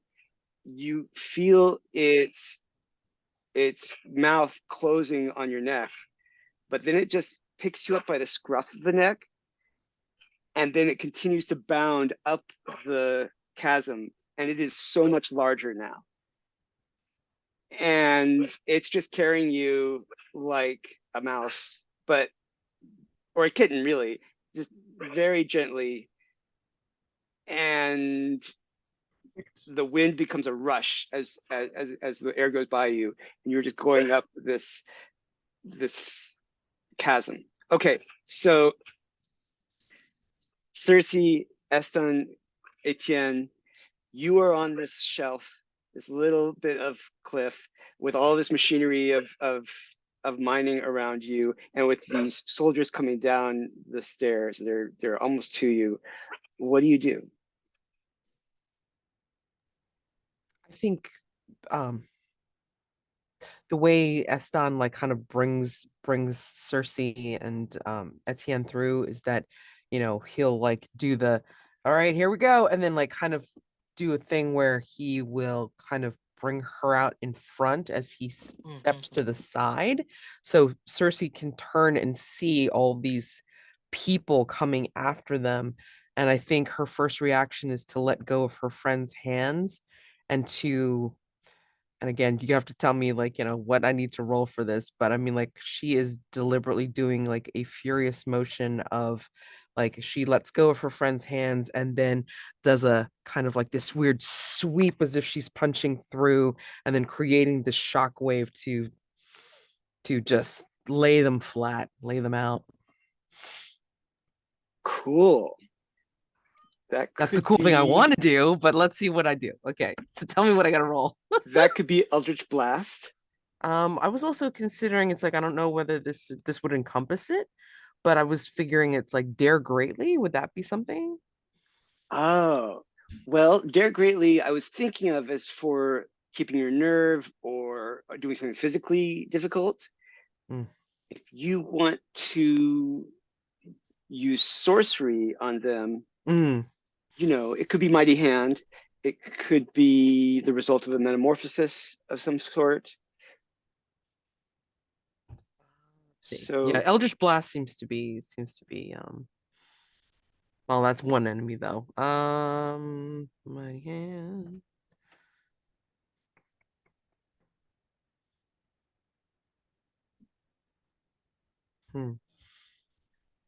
So like, were you like, there was a mechanic to actually like do the thing instead of like worrying about like the chaos, right? yes, which currently the way written is to beseech the forces. Ah, okay. Well, I mean, I guess I could try again. I didn't Beseech write forces. down. Yeah. Yeah.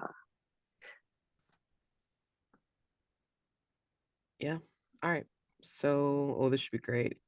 Um, Then again, hold on. Let's see. What do we got here? Because I don't think I have any favor left. Unless you you're said right. I have to spend glory die, right? Right. You could sacrifice a glory die to get one. You could sacrifice a heart die to get one. Okay. You could do both. All right. You know what? True. Let me sacrifice a glory die. And let me sacrifice. I know this is meta, but I mean, like, Ampix isn't here, so sacrifice a glory die there. I don't know how to do it without, like, ruining the formula or whatever. So Oh, it's fine. Don't worry about the formula. okay. Just type it. All right. So basically it would be 2. Like, I guess like 2, like 2 favor then, to, since I'm sacrificing a glory and I'm sacrificing a heart. Is that what it is for gaining Yeah. So favor? you get 2d6 as a base, and then you get whatever favor you just Yeah. accrued. Yep. And then hold on. Let's see. Here. So I think it's Here, 46. Yep, 46. And oh boy, let's see. I'm just gonna look at the curses. I don't know if I'm doing one yet. Hold on.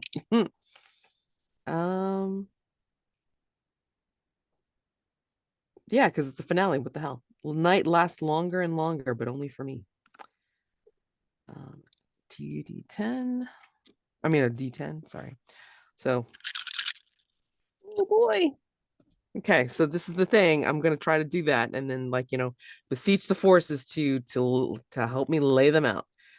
All right, and this would be with shadows, and yeah, the pretty much the brunt of shadows, I would think. All right. Okay. Yep. 6 and a 5 are my top 2. Excellent. Perfect. Okay.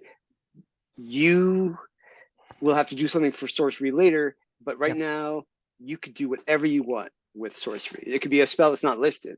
Yeah. It could be anything. Yeah. So yeah, I mean, it's kind of like where you see like the camera, like, show like a medium shot on her face as she turns and sees all the people like that are converging upon them, and then she just kind of does that weird, what the hell they call it, it's like that zoom but backing up, and it's like it's just getting really close to her face as the rest of it goes like further out. And she does that gesture, she lets go of their hands, and then she just like kind of does this sweep upward and then out as shadow waves, billows through them, around them, and then just pushes them back. It's like parting the Red Sea, but people. All right, excellent. Yeah, they're coming down the staircase, and shadows shoot out of your hands, like you say, billowing waves of them, and fill up that whole stairwell and push them all the way back up. Yeah. And knock them flat. Right.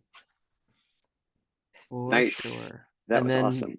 and then like, you know, the night thing, I think the clouds of her vision, it's like, you know, as she's calling upon all these shadows, I think like where we are, I mean, like, you know, there's naturally like it's dim lighting, shadows, what have you, but it feels like it's now pressing upon her, and then her the the rim of her vision is shadowy as well, Nice. Like tunnel vision closing in a bit. pretty much. Yeah. Okay, great. Etienne, what do you do? I think Etienne was like hoping to like fall upon their friends in and get comfort, but they're now being transported to this cliff and there are soldiers attacking. So that's kind of like pushed aside and focusing on the the danger in front of them. And so I think Etienne kind of just, you know, their hair slicked with, you know, rain and their sodden shirt and stumbles, you know, staggers as they land, um, and kind of ducks down into like a crouch to steady themselves both physically and emotionally. And then kind of like sees Circe do this awesome sorcery, and the are there still soldiers like that look like they're coming to attack, or they're gone? They're gone. There are Okay. miners working around you, mostly Mhm. down a ways on the down a ways into the chasm on the cliff face, but some on other parts of this ledge that are around the farther circumference of the cave you're in. But no, the soldiers are gone. Okay. So Etienne like is crouching with the like one hand bandaged with a tourniquet or a bandana that's being used as a tourniquet, and the dagger that they, which unbeknownst to their friends, caused the damage, in their hands, and is looking around for any more threat or danger, and then seeing none, kind of like sighs and sways a little as they stand, and turns to their friends. Says, "Where are we? What what happened?"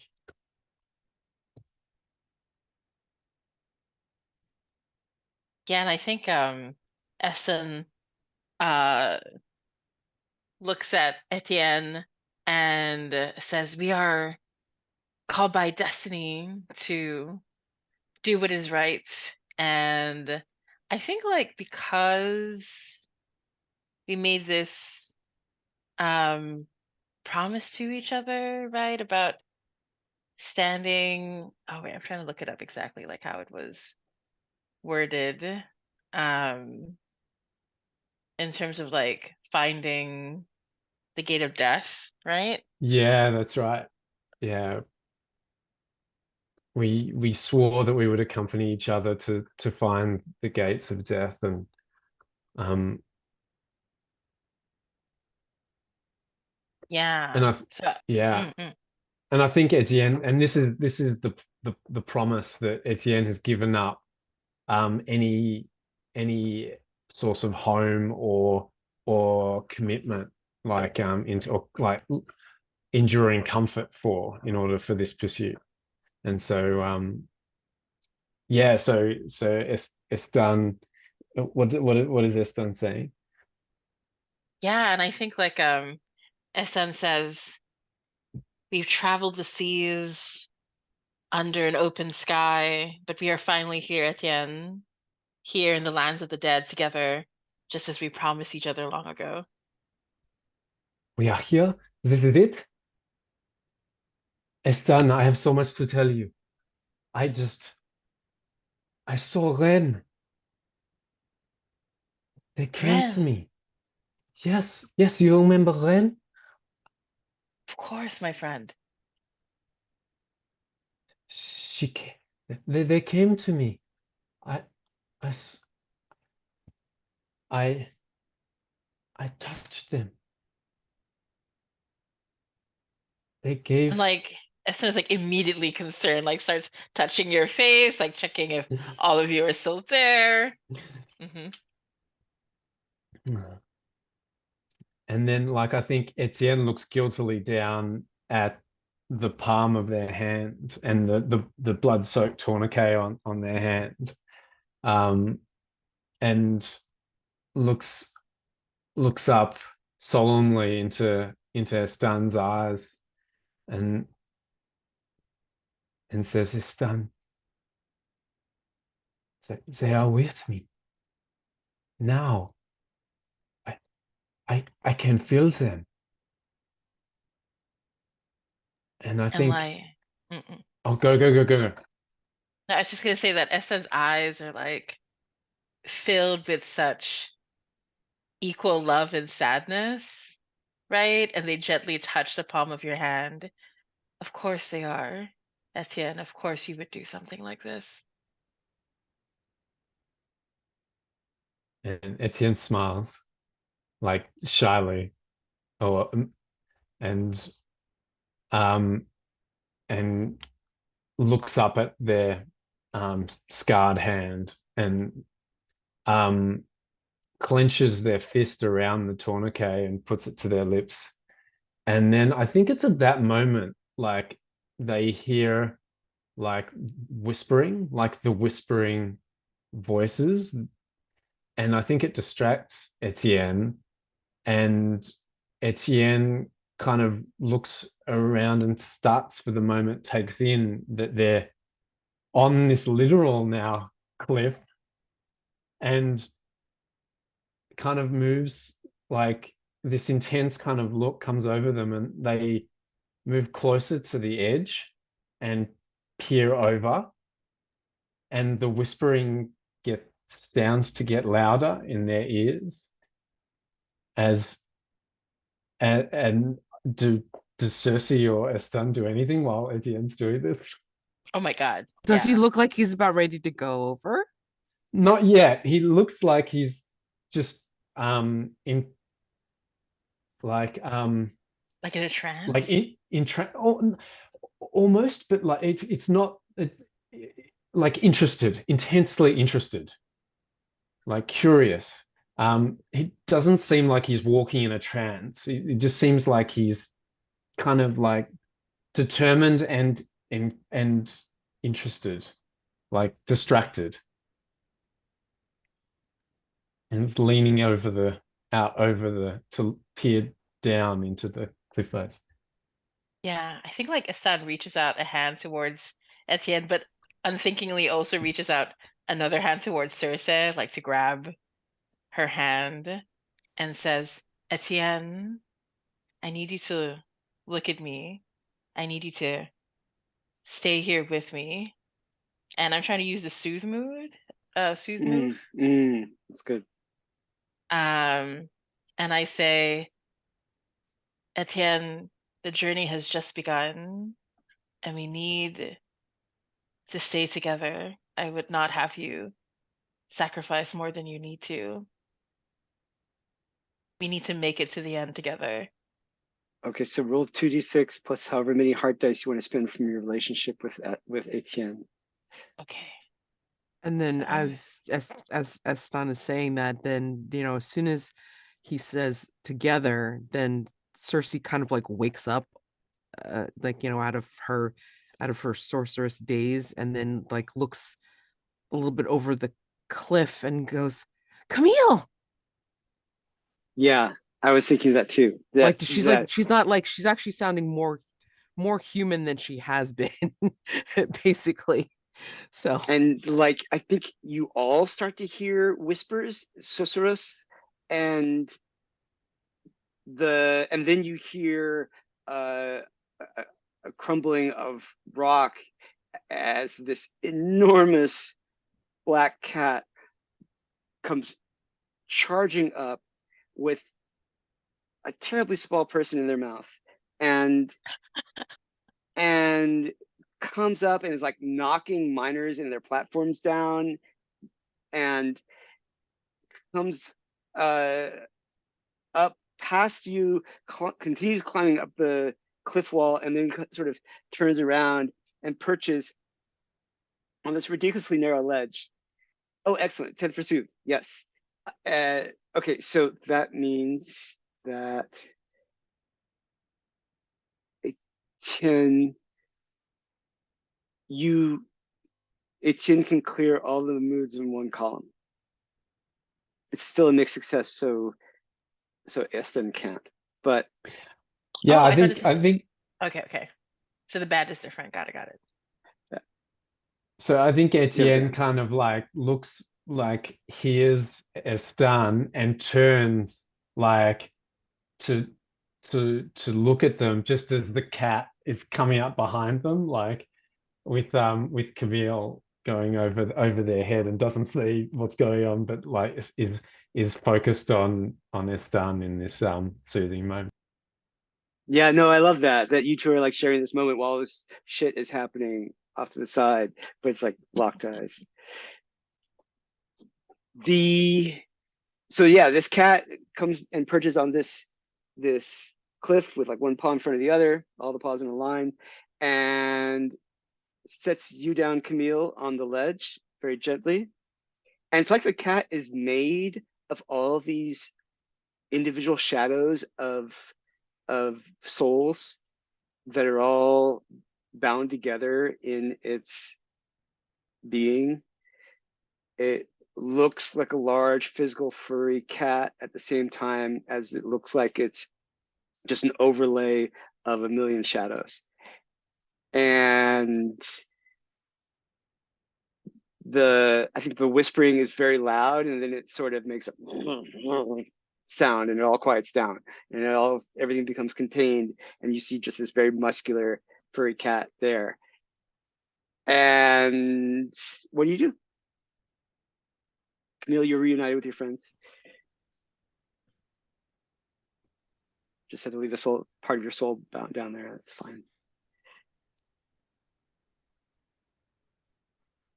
I feel like, and I don't know if this would count, but I mean, I feel like even though, like, she was like, full of concern, looking over the edge and then watching this wondrous sight of the cat like bringing Camille up, I think at that point she's gonna be like eyes as round as saucers and just kind of neglect a friend to learn more about the strange world. I mean, she's like, Sure. she Yeah. would normally like, like kind of embrace Camille, but I mean, she's just so, again, just so taken in by Awestruck. Yeah. by the shadows of this cat who ends up being, furry and fluffy, but I mean, it was still a wondrous thing. And then she's like just kind of like reaching out and just, what are you? I mean, afraid to reach out and touch, but like really wants to. And so like, you see her very strange fingers and her I'm gonna call it like cosmic skin. I mean, so I think like, yeah, the cat's substance is fascinating and begs for analysis. And the cat's eyes are just deep. It's like you could learn so much from this creature. And I think the cat sees that you're curious and says, little spellcaster,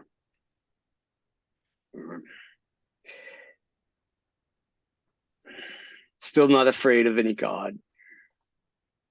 no. Normally I would have just contempt for your kind, but this is a special day. We could use some sorcery when the gods have gone mad to break the world in a better way. This This is Dusha in the flesh, so to speak, and says, you know, I'm Lithor has gone mad, has been tricked by her people. I want to eat all of them. What do you do? Estan, what do you do with this cat? Ooh, I think like Estan's like Circe is like, wow, this beast that I could learn so much from, and Esme is like, ooh, big cat. Like I think Estan just like without thinking comes over to like hug the cat. Unfortunately, you know those people who go to pick up a cat when they shouldn't. That is what Estan is doing. So this cat is like, you know, 15 feet high at the shoulders and so fluffy. Oh my God. So soft. The fluffiest. So warm. And then like your face is like in the fur and it's like suddenly it's not fur, it's the souls of everyone you've killed. And it's like it's getting hard to pull yourself out of this cat's leg. What do you do? What do the rest of you do? You kind of see Estan starting to be like swallowed up in the limb, the forelimb of this giant cat. I think Etienne rushes to help Estan and pull them out. And gestures for Camille to come as well, like, and is very excited to see Camille, who had just kind of got plopped down behind them, and one was about to go and embrace them, but now seeing Estan disappear into the leg of this cat is now more concerned. It's like, Camille, we must help Estan. No. Have I been dropped? Oh yeah, sorry, I said you were placed very gently on the ledge. Okay, very Yeah. gently. Oh, Yeah, not and today. let go of. Yeah, so maybe we both go on either side and are just trying to pull a stand backwards. Once again, fine. cutting to like something similar happening at a bar. The two of Yeah. you pulling me on something. Pull you off So- of some person, maybe, you know. Yeah. You're eating Pulling someone's away food. from a group that was like trying to suck me into an orgy or something. Yeah, yeah, like you do. Just an orgy ball. Getting absorbed seems to be Estan's thing. It's Oh, a Lord. Katamari orgy. Oh man.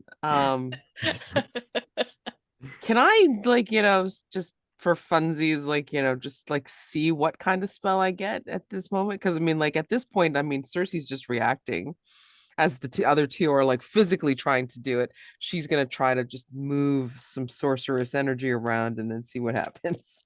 Because yeah, this is just a reaction at this point. All right, so I want to do 2d6 and then glory die. I'll do 2 of the glory die. Okay. Come on. Yeah. All right. Whoa. Yeah, it's a little late. Let's see. Okay, so look for combos. Okay, great.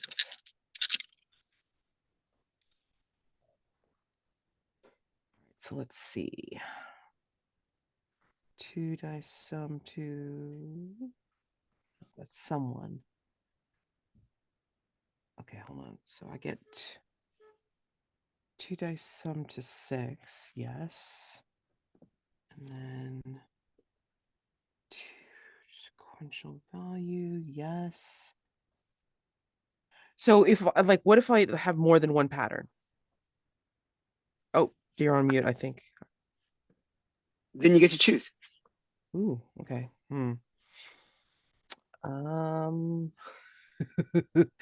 Oh boy. Let's see. Hold on. And it's more than 12. Okay. Oh man, all these things fit. Yeah. Shit. I've got 4 different things that fit, and I don't know which one to use. Well, we Do you have could take a break, and Yeah, then we you can could take a think break. about it. Yeah. Yeah. You don't feel pressured in Good the idea. moment. It's been an hour. Is 5 minutes okay? Yeah. Okay. All right. Cool, Scene cool, cool. 5. Okay. Scene 5. Scene 5. Okay. Leaning toward mighty hand. Yeah, I'm leaning towards Mighty Hand, I think. That would That sounds good. be pretty appropriate for this. So, Mighty Hand, move a person, creature, or thing up to twice your size without touching them. You may throw them into the air or toss them around like a rag doll. And I think that as the other two are trying to pull Estan out, I think this shadowy hand appears behind Circe, like, kind of like what, like, as a very large looming reflection of hers.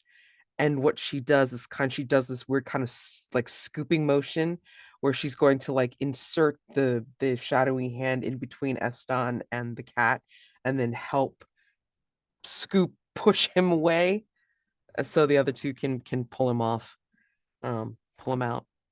So That's great.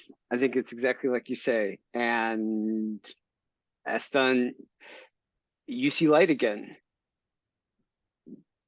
at a time when you were pretty sure it was never going to happen. It was all going to be shadow from here on out. And you hear those sort of almost pleading, very hungry noises from all the shades of people you killed. And but then your friends have you, including the very strong hand of Circe's magic. And the cat sort of looks down like he had barely noticed, and it's like, oh, well, in time. And the cat says, I am going to kill everyone in this building, everyone in this city. I have been so hungry. I have been robbed of so many meals. And the cat moves past you somehow, or starts to try to move past you to get to the staircase. It's not even clear that they'll fit. What do you do?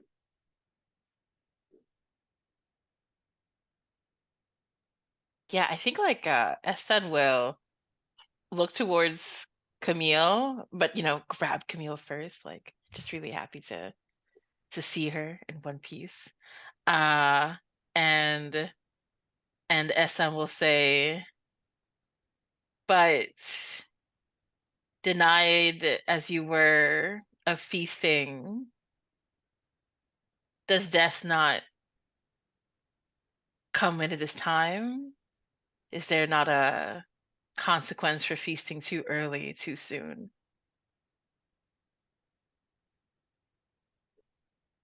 You're saying this to death? Mm-hmm. That if death feasts too much too soon, that they might be hungry later? Yeah, like the Like, idea of like it can't possibly be time to like eat an entire city, right? So there must be some imbalance that Essen is trying to speak to, like trying to hint at like how death is the great equalizer, but can't like undo the balance either. hmm. and I think I think it's. Oh, sorry. Okay. well, I mean, she's like Cersei's just gonna pipe up, and it's like she's gonna kind of raise a finger and just go, and what season is it? Whose season is it? Right. It's still Zuz's season, but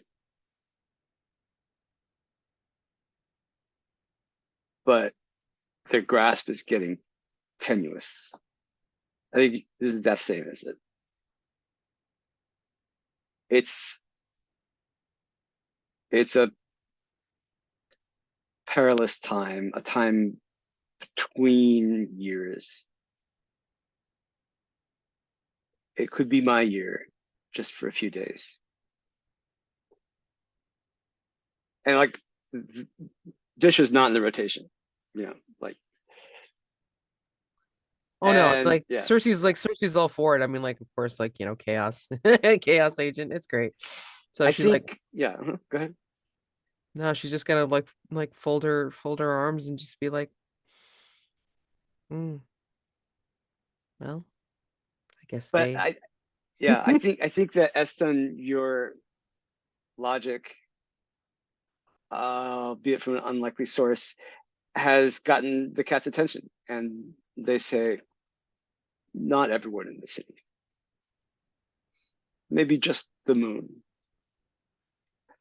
I feel like I could swallow the moon tonight. Teach that god a lesson. And I think at this point, Etienne kind of whispers to Camille, and says, "Have you seen Empix?" I saw many things at the bottom of that hole, but I did not see epics.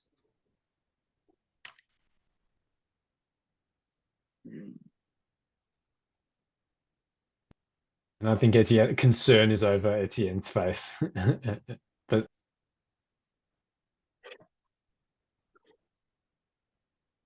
I think like Yeah. oh, sorry, go ahead. No, go ahead. Go ahead. I think when the cat talks about eating the moon, Eston leads towards Circe. Isn't the moon, I mean, gods against gods? What do you think, Circe?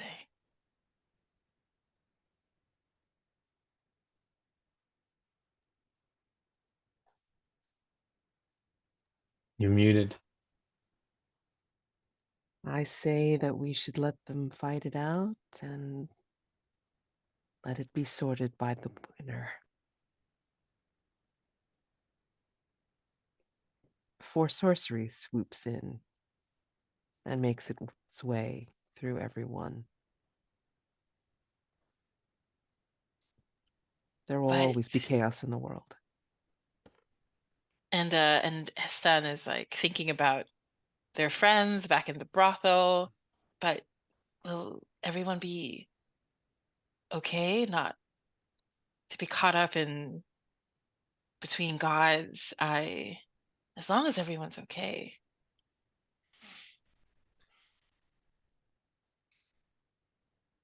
That I cannot say. I mean, we can be there to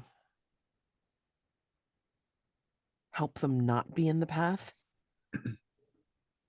for those that we are concerned about. We can hide them. We can redirect them. But we can't save everyone.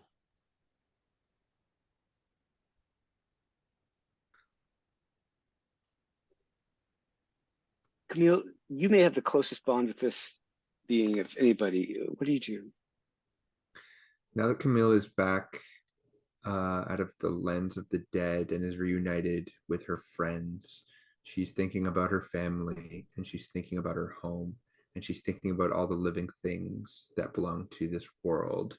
And she's thinking about how many times she's hunted by moonlight, and how many times she's heard whispers from the trees, and how many times she's eaten snake to keep her alive.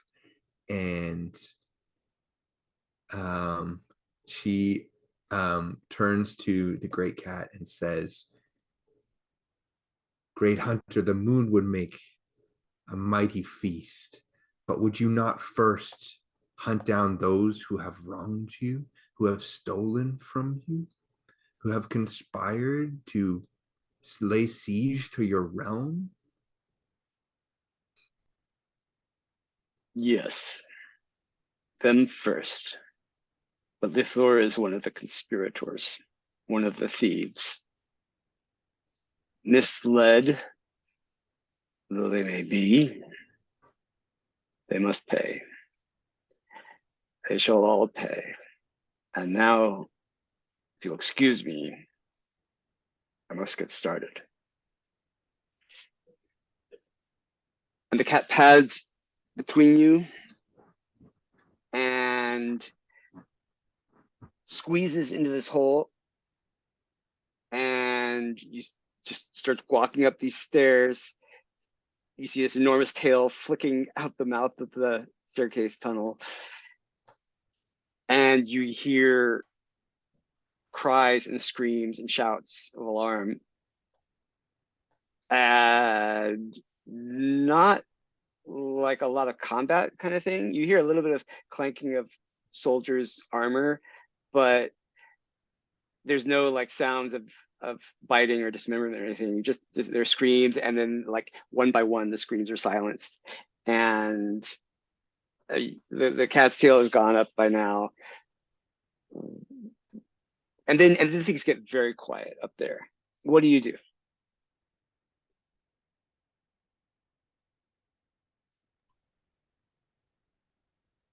So, as the sword, I have the move called Safe Haven. I'd like to do it to ensure my friends, including the many friends that we saw during that night of debauchery, are protected. So I think the way that Estan does this is to go from door to door quickly, like, but first making sure, like, oh wait, I just want to make sure before, because this will mean Estan's like moving like the story forward. Is there anything anybody wants to do while we're still here before I lean into that?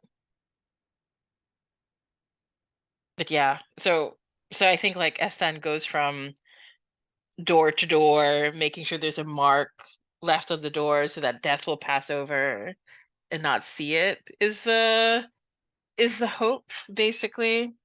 I think like 3 marks like a claw, uh in respect for the god, but also like to make sure like all of us are holed up in the brothel, as many of us as possible, like, um and I don't want to alarm people either. Just be like, oh, it's just, things passing through, bad storm, basically. So yeah. Okay, so I'm gonna roll 2d6 plus glory dice. I'm gonna burn all of my glory dice because I want to make sure I get this roll. 1, 2, 3, 4, 5. Okay, so I'm gonna roll 5, 6, 7.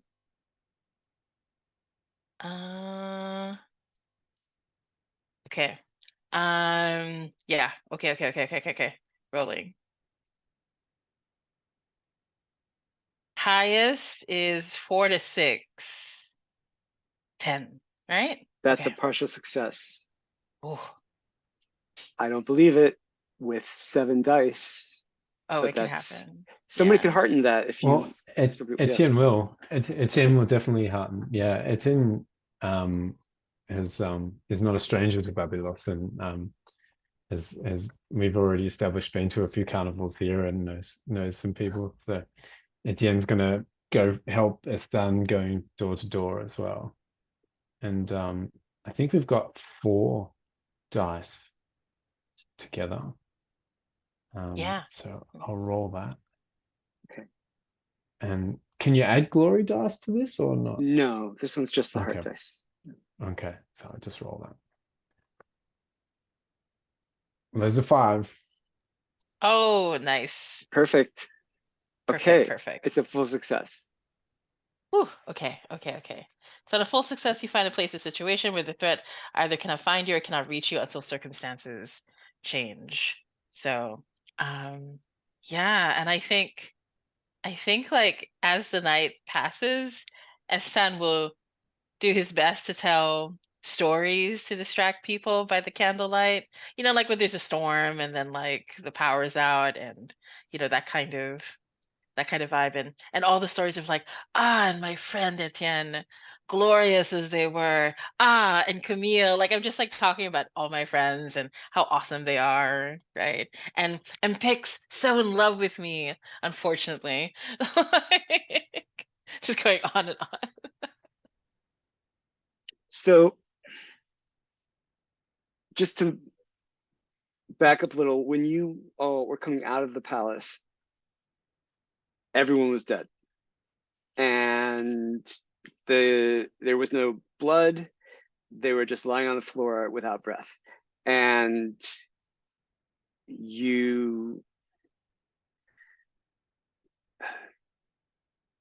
I think you see. Do we see tennis? I was gonna say, do you think we see tennis? Oh wow. Oh.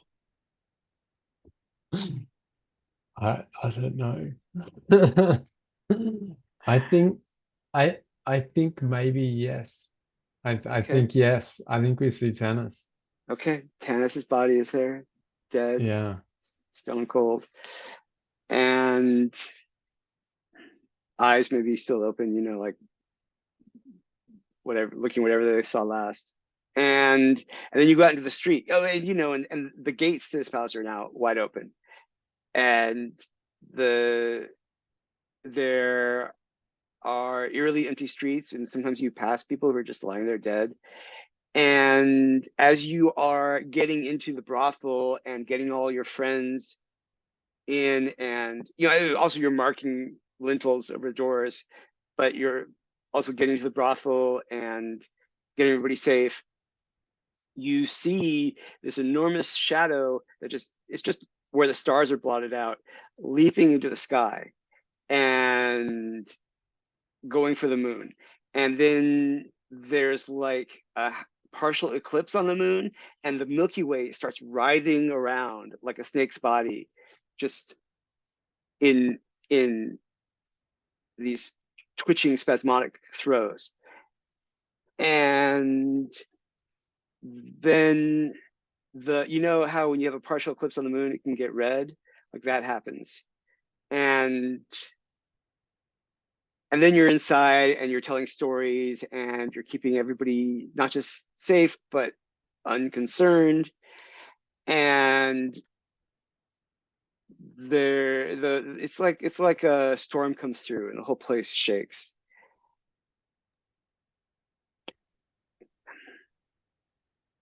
And then after some time, it's still and quiet again. And it seems like it's been a while. What do you do?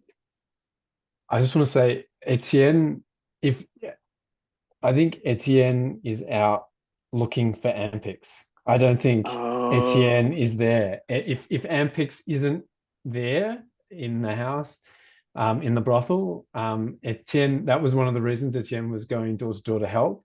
They were also looking for Ampix, and if they return to the brothel and if Ampix isn't there, they go back out and try to find them. Okay.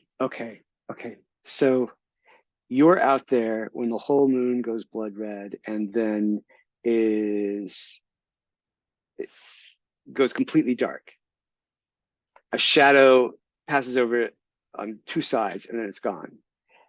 And you're there when you can see the Milky Way is all in the wrong place. And you see you're out on the main boulevard, and suddenly a shadow falls over the whole thing, and you realize it's because this enormous cat made of shadow has just landed on the boulevard and is facing you, and it's got this enormous white egg in its mouth that it just sort of slowly swallows up, and you can see it's not an egg, it's a snake's eye. And then it's just licking its paw and says, you've got another one to look out through, but not at this world. And pads right up to you and looks down at you, and like they're thinking of eating you, and then for whatever reason, who knows why cats do anything, just looks up and keeps going past you. And wherever it goes, you don't know. Because after the cat walks past you, you can see the boulevard again, and there's Ampix lying in the street. Totally still. What do you do? I rush over to her and I kneel down beside her and I put my hands on her shoulders and I try to rouse her. Ampix, Ampix.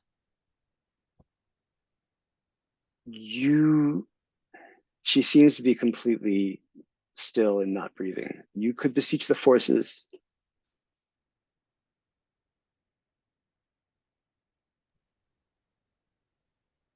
I think Etienne, I think Etienne starts saying, no, no, no, no, no, no, and reaches an arm underneath her and tries to pick her up.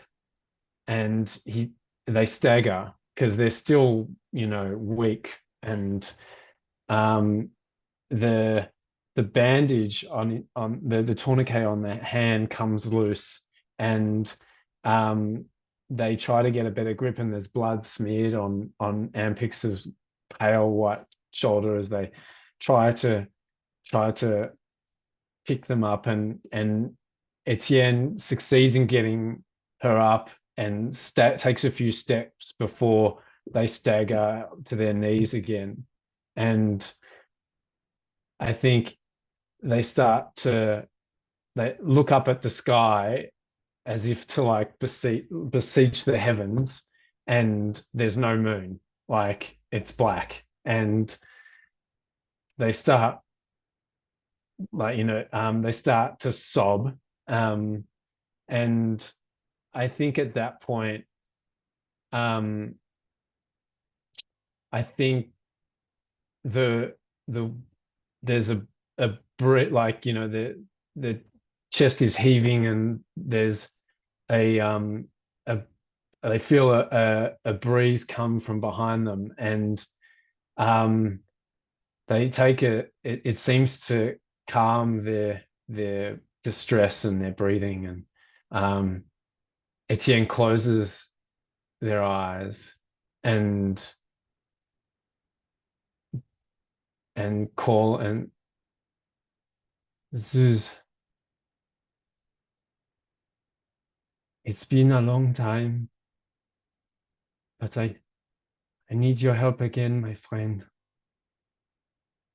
Please, if you can, save her. And he's beseeching Zeus to save Ampix. I hate to say this, but roll.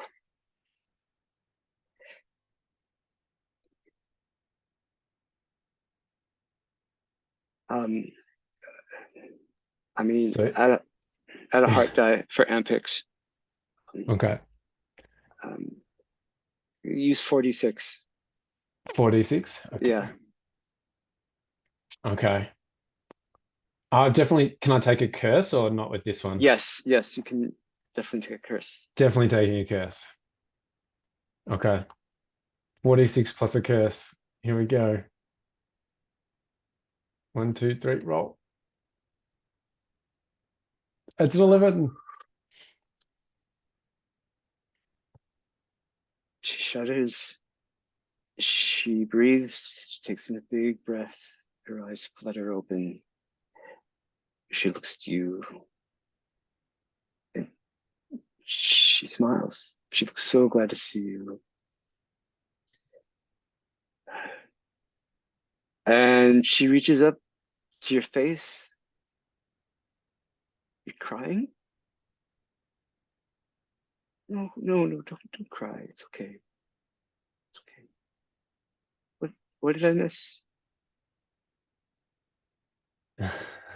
And Etienne just laughs, and all the stress and pain and fear that has been building up over the last several hours is just kind of comes out in this is released in this laughter and with tears as well, and and Etienne just all Etienne can say is, "Oh, Ampix, my Ampix," and embraces her, and yeah. Okay. So do you two eventually show back up at the brothel?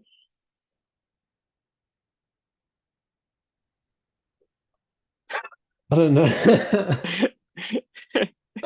Right. Unfortunate cut to Estan saying, Ampix loves me this much. I couldn't resist. I had to Awesome. suggest it. So good.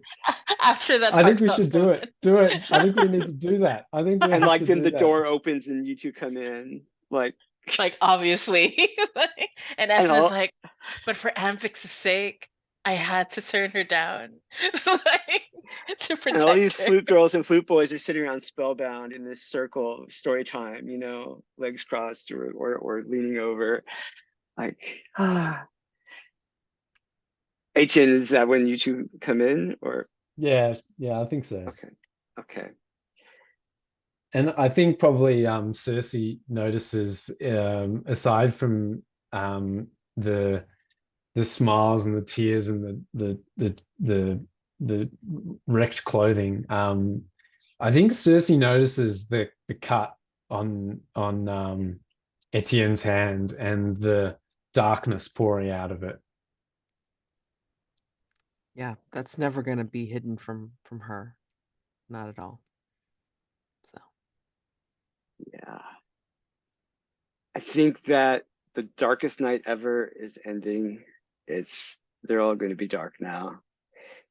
The stars are all in wrong places, but the dawn is starting to color the sky a little bit pink. The sun's not up yet, but there's a little bit of light coming in the sky. And you can see it peeking through the cracks in the window shutters and the door.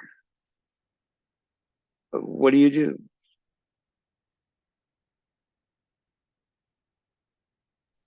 Is Dusha still free and claiming lives? There's no sign of Dusha. Not that you know where they are exactly, but there's no sign of them. It's very quiet out, but there are people coming out, you know, and there are cries and wails at the dead, but there are actually surprisingly few dead out in the street.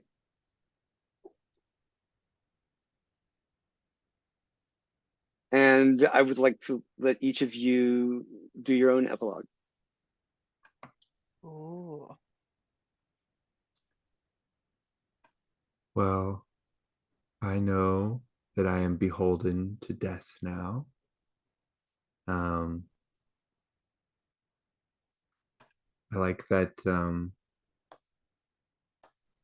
Estan has the curse death follows in your wake, and Estan saw that vision of a corpse like Camille before we went in.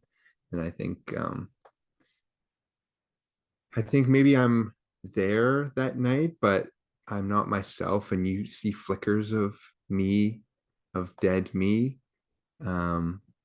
And Etienne, your stories just don't captivate me the way that they usually do. I think early in that day when the sun is rising after the long dark, I think we see Camille like creeping past the window of the hall inside, where you can see like people sprawled out or people rousing themselves and a few people making breakfast or drinking coffees. And Camille spares a long look for the life that she was getting accustomed to and turns her back on Babilos and goes home, where she needs her people, at least for now. And like, she is full of curses and moods. She's at 4 or 5 of both.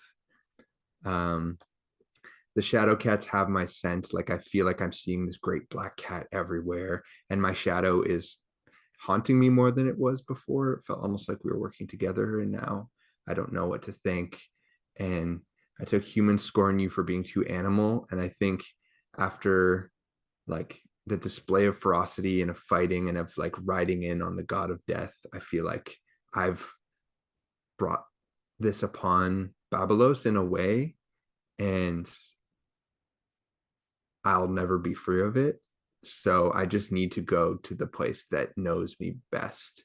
And I need to, and in some way it's heartbreaking that Camille thinks that it's, you know, her home and not like the friends that she has spent the last like years of her life, the most she's ever connected to people before. Um, but I think it fits with all the curses I've taken and what's happened. And yeah, there's like a loving look at Etienne or Estan who's like belly up on a table or something, and like it's a last glowing look before I retreat with my shadow following one step behind me. Estan, are you? I'm wondering, Camille, does Estan get a chance to say goodbye?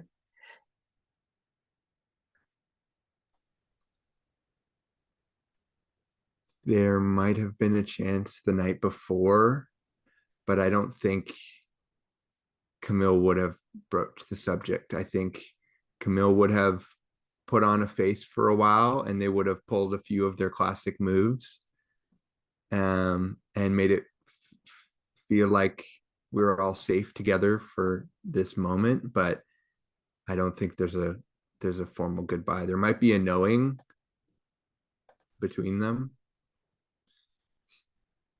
Yeah, Estan, I want to cut to you. What's Oh, your epilogue? And yeah, I have in one in mind, but I kind of want to go last if that's okay. okay. Yeah. Circe,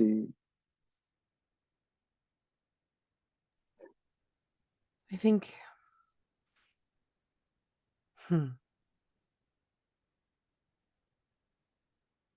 there's I guess the recovery period over the next few days, week, whatever it is.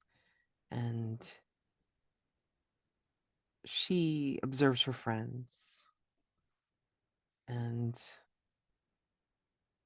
sees Etienne with Ampix, definitely notices um, the shadow waterfall coming out of his hand, but their hand, but doesn't say anything because they look so happy with Ampix.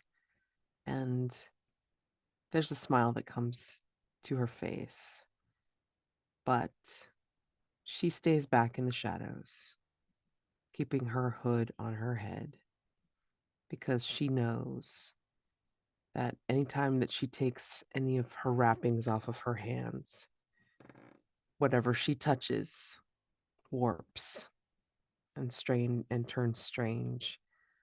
And she hears those ancient voices, sometimes a murmur, sometimes loud, depending on what their demands are. And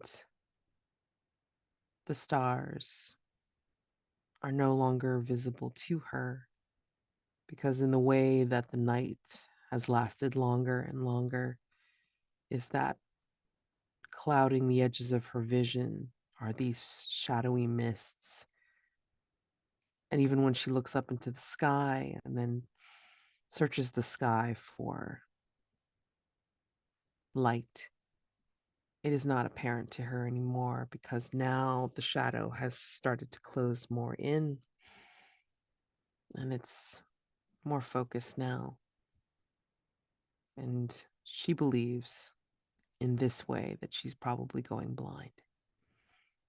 And so she will enjoy the last vision of her friends being happy. And then she'll make her way. She'll gather a stick or two to guide her way into the mountains out of Babilos and contemplate the strange knowledge that she has acquired. Use of the sorcery has started to take its toll, and now perhaps she will have to contemplate it further, and the price is being in solitude.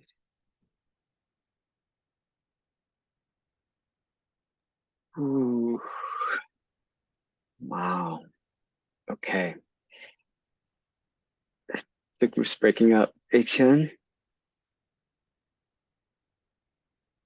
Yeah, I think Etienne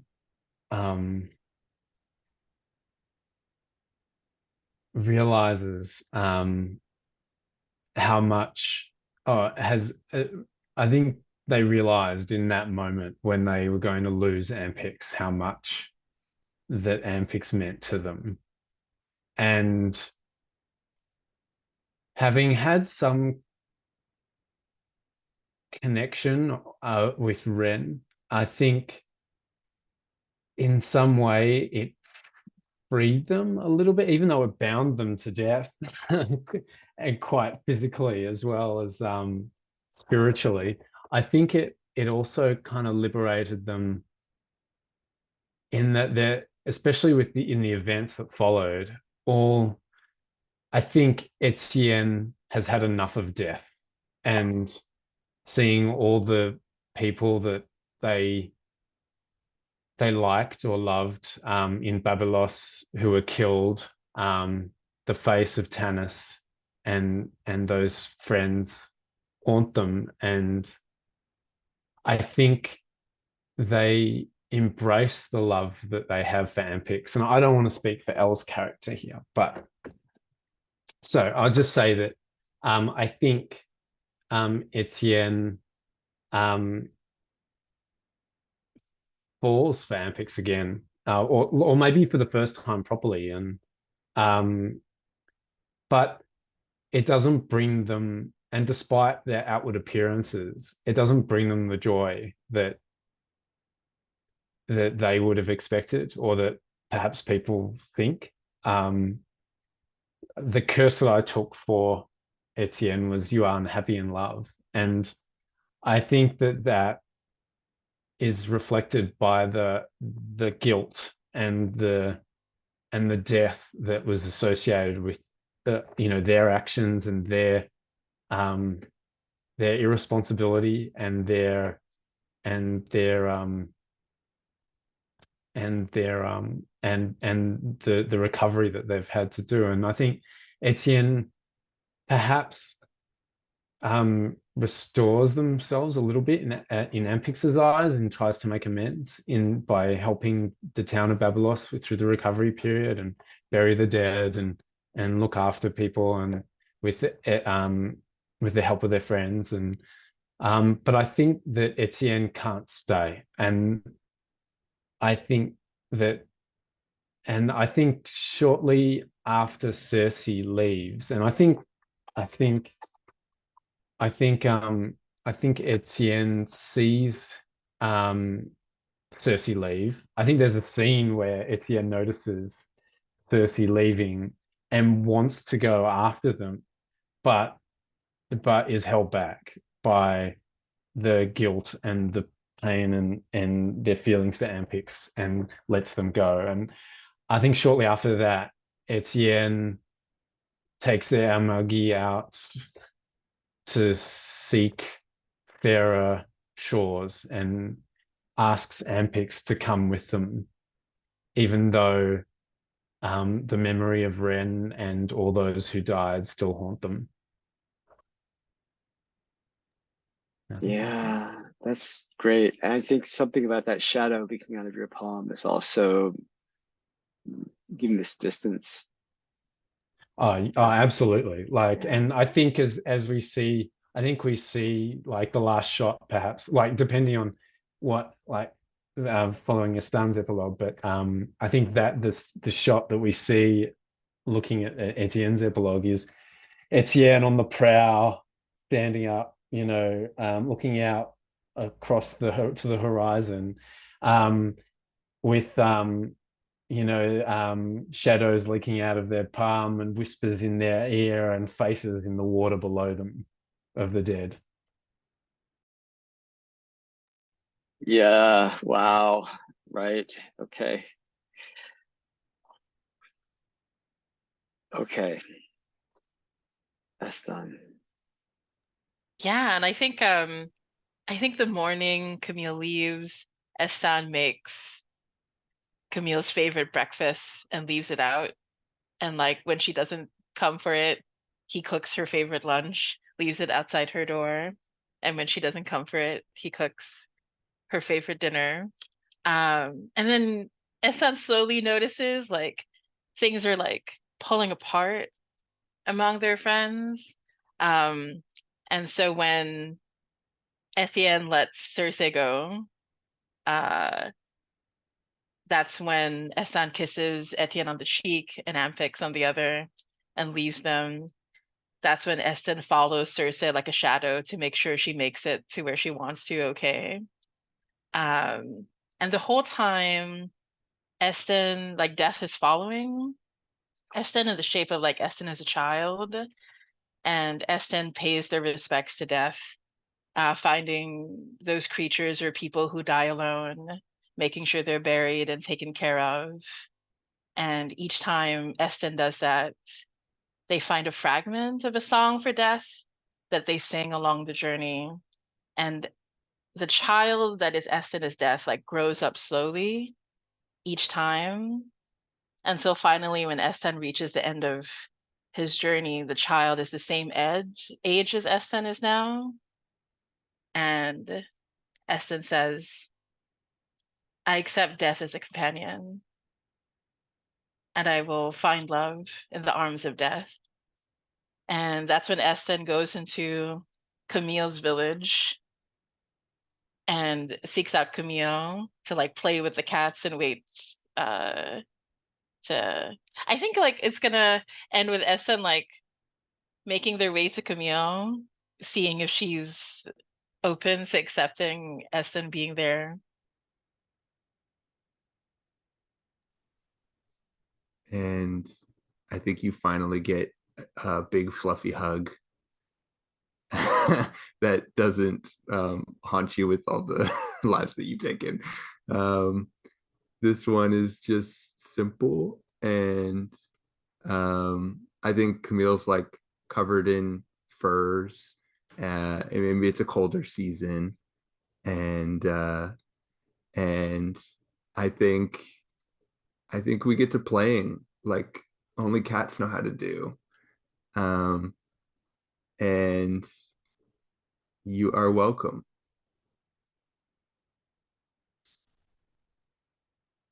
Perfect. Oh my God, you guys. Okay. That was beautiful. You wrecked me. Are you all okay? Mm-hmm. Okay. um, that was okay. Good game.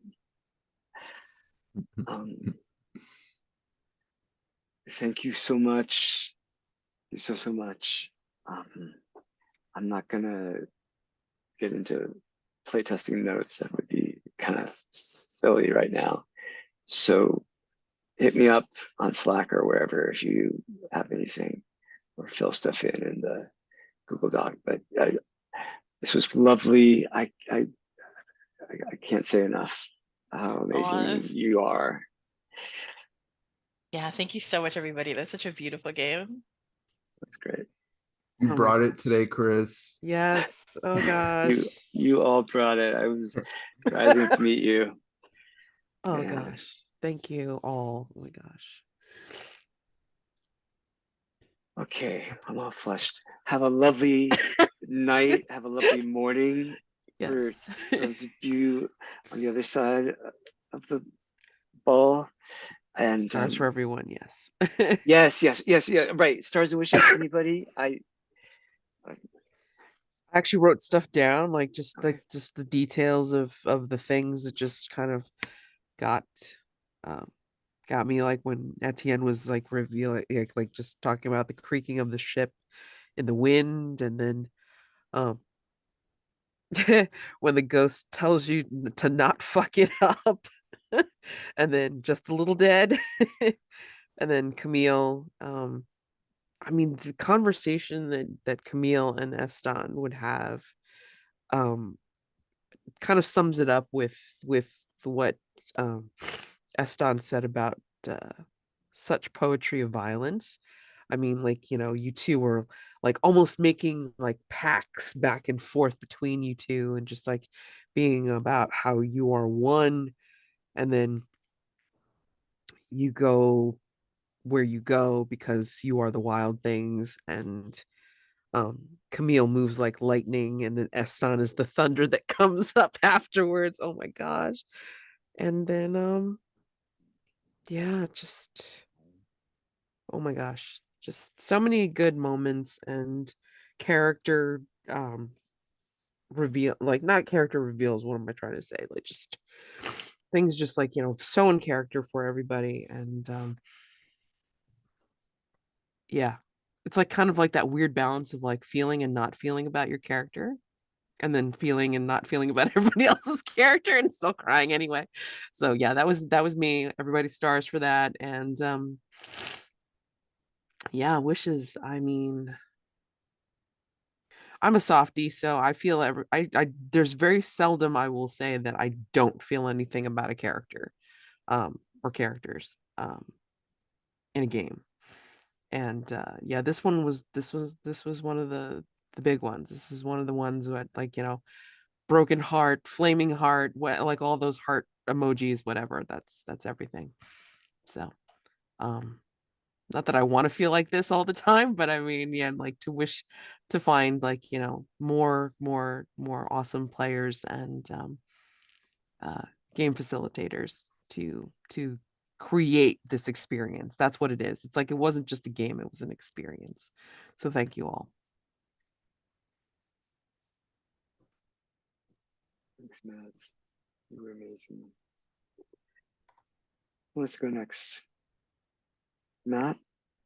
Yeah. Um, a lot of stars. I was totally floored by Etienne's beseeching and how you two kind of spun that scene out, and how the the hand white as marble came out, and like you just pulled out your lost love, and then that conversation was very good. Just an incredible way to start the session.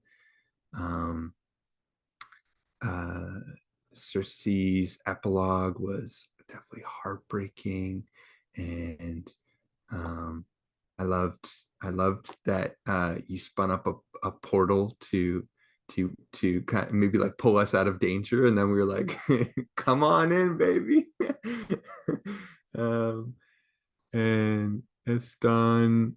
The epilogue, so beautiful, making me meals. I think when you come to my home, I think it's like an apology hug, and then I'm like, let me make you breakfast. Oh, Because like I probably know that's how we'd start you every know that's what I morning. did. Yeah, Yeah. Hangover breakfast from Estan. And it's like his love language too. So I really broke his heart with that one. And Chris, I was floored this session. I really felt your GM superpowers coming in, and you like there's been a lot of build so far, and a lot of like, asking a lot of great questions, and getting things out of us. But this session you like really brought it home, and like it was so amazing. Like I didn't know what I was doing jumping into this giant hole, and now all of a sudden I'm riding on the back of the god of death into the land of the living to get revenge. And like just so many little things, the eating the serpent's eye, the moon, and now the blood red moon, just so badass. You know the genre. This game is amazing. You run it so well, and you probably should because it's your game. But so good, so good. Blown away. I wish to play more. Thank you. You bet. Yeah. And then for my own stars and wishes, like really big stars to I just really loved just going deeper and deeper off the deep end with everybody. That was very cool. Um, I appreciate everyone putting up with Estan wanting to hug the big death cat. Like that was so ridiculous. I couldn't resist. Um, but I also was so moved by that scene with Ampix and Etienne. It was really like, oh, it's such a good gut punch from Chris in that moment. That was really, really I feel like Etienne's been through so much this session in particular, so that was really great to see. I really had so much fun with the safe haven move. I felt like it was such a great I always love the moves that expand the themes of the playbook really well into interesting territories, and I felt that was very true. And it also like moved the narrative into like really interesting ways, which is very, very cool. And I really uh I loved how sad the epilogues were, but like, you know, really really came together really nicely. So it's but I biggest stars to like Camille with that sudden kiss with Estan. I feel like it changed his life forever, changed the trajectory of his destiny, like without a doubt. So um and I also, yeah, I think like Chris, like it's really hard to make a game. It's hard to run a game. It's hard to do both at the same time. So I think the fact that like you ran this session so well for a game that you made like is really, really super huge. I just really love this game already in the state. I feel like once it gets to a final state, it's gonna be even more amazing. But I think it's already in like I can sense the themes that are already in play. I can see how inspiring the game is already. So I'm really excited to see where it goes. Thank you so much. Too many currencies, I think, but thank you. Yeah. Don't be hard on yourself. Like resist the urge. Okay, I'll go last. Jonathan, go ahead. Yeah, wow. That was fantastic, everyone. Just it was hardcore. So many great scenes, and everyone just did fantastic. I don't want to repeat everything that everyone mentioned already 1,000 times. Yes. And yeah, I'm just drained. But it was great. It was so much fun and I loved it. And I totally agree with everyone. I feel like I can see where this game is going and I love it and I think it's going to be great. So yeah, I look forward to seeing the development and seeing the finished product. So stick with it, Chris. I think I think you're on a really good thing.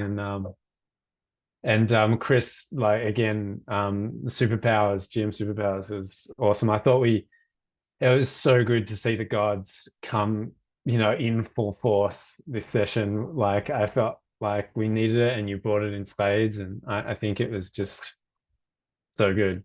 So yeah, there's no wishes. I'm really happy with how this has all gone, and thank you, everyone. Thank you. I thank you all. I felt such feelings in this game tonight and the other 3 nights. So that's where I want to be, feeling all that stuff. Like you say, it's draining, and I'm gonna look forward. Bedtime for me, so it's going to bed soon. But thank you so much. I think everything everybody said. I think especially Jonathan, you brought Etienne into some really intense places. I think that both with Ren and with Ampix, and so that was amazing. I loved Camille's rage and affinity for this big cat. I loved Estan just having faith in everybody else and wanting everyone to be okay, and just really always thinking about that. It's just the most golden-hearted himbo ever. It's lovely. And Circe, I think there was so many great moments, but one that stands out for me is just when you're like, I'm gonna cast a spell and I don't even know what kind of spell I want to cast. It's gonna be a spell. And just the way you leaned into the chaotic thing of the sorcerer, but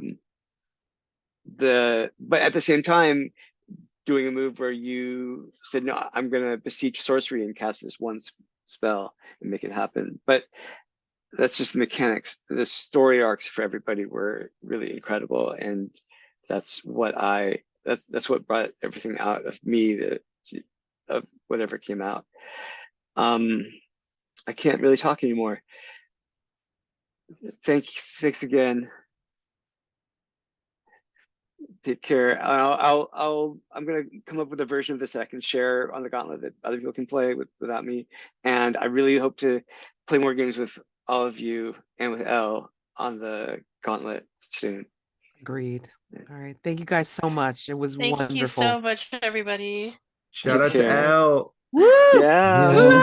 You're getting lots of rest. Yes. Yes. Thank you for taking care of yourself. Yes. I'm gonna post this video, okay?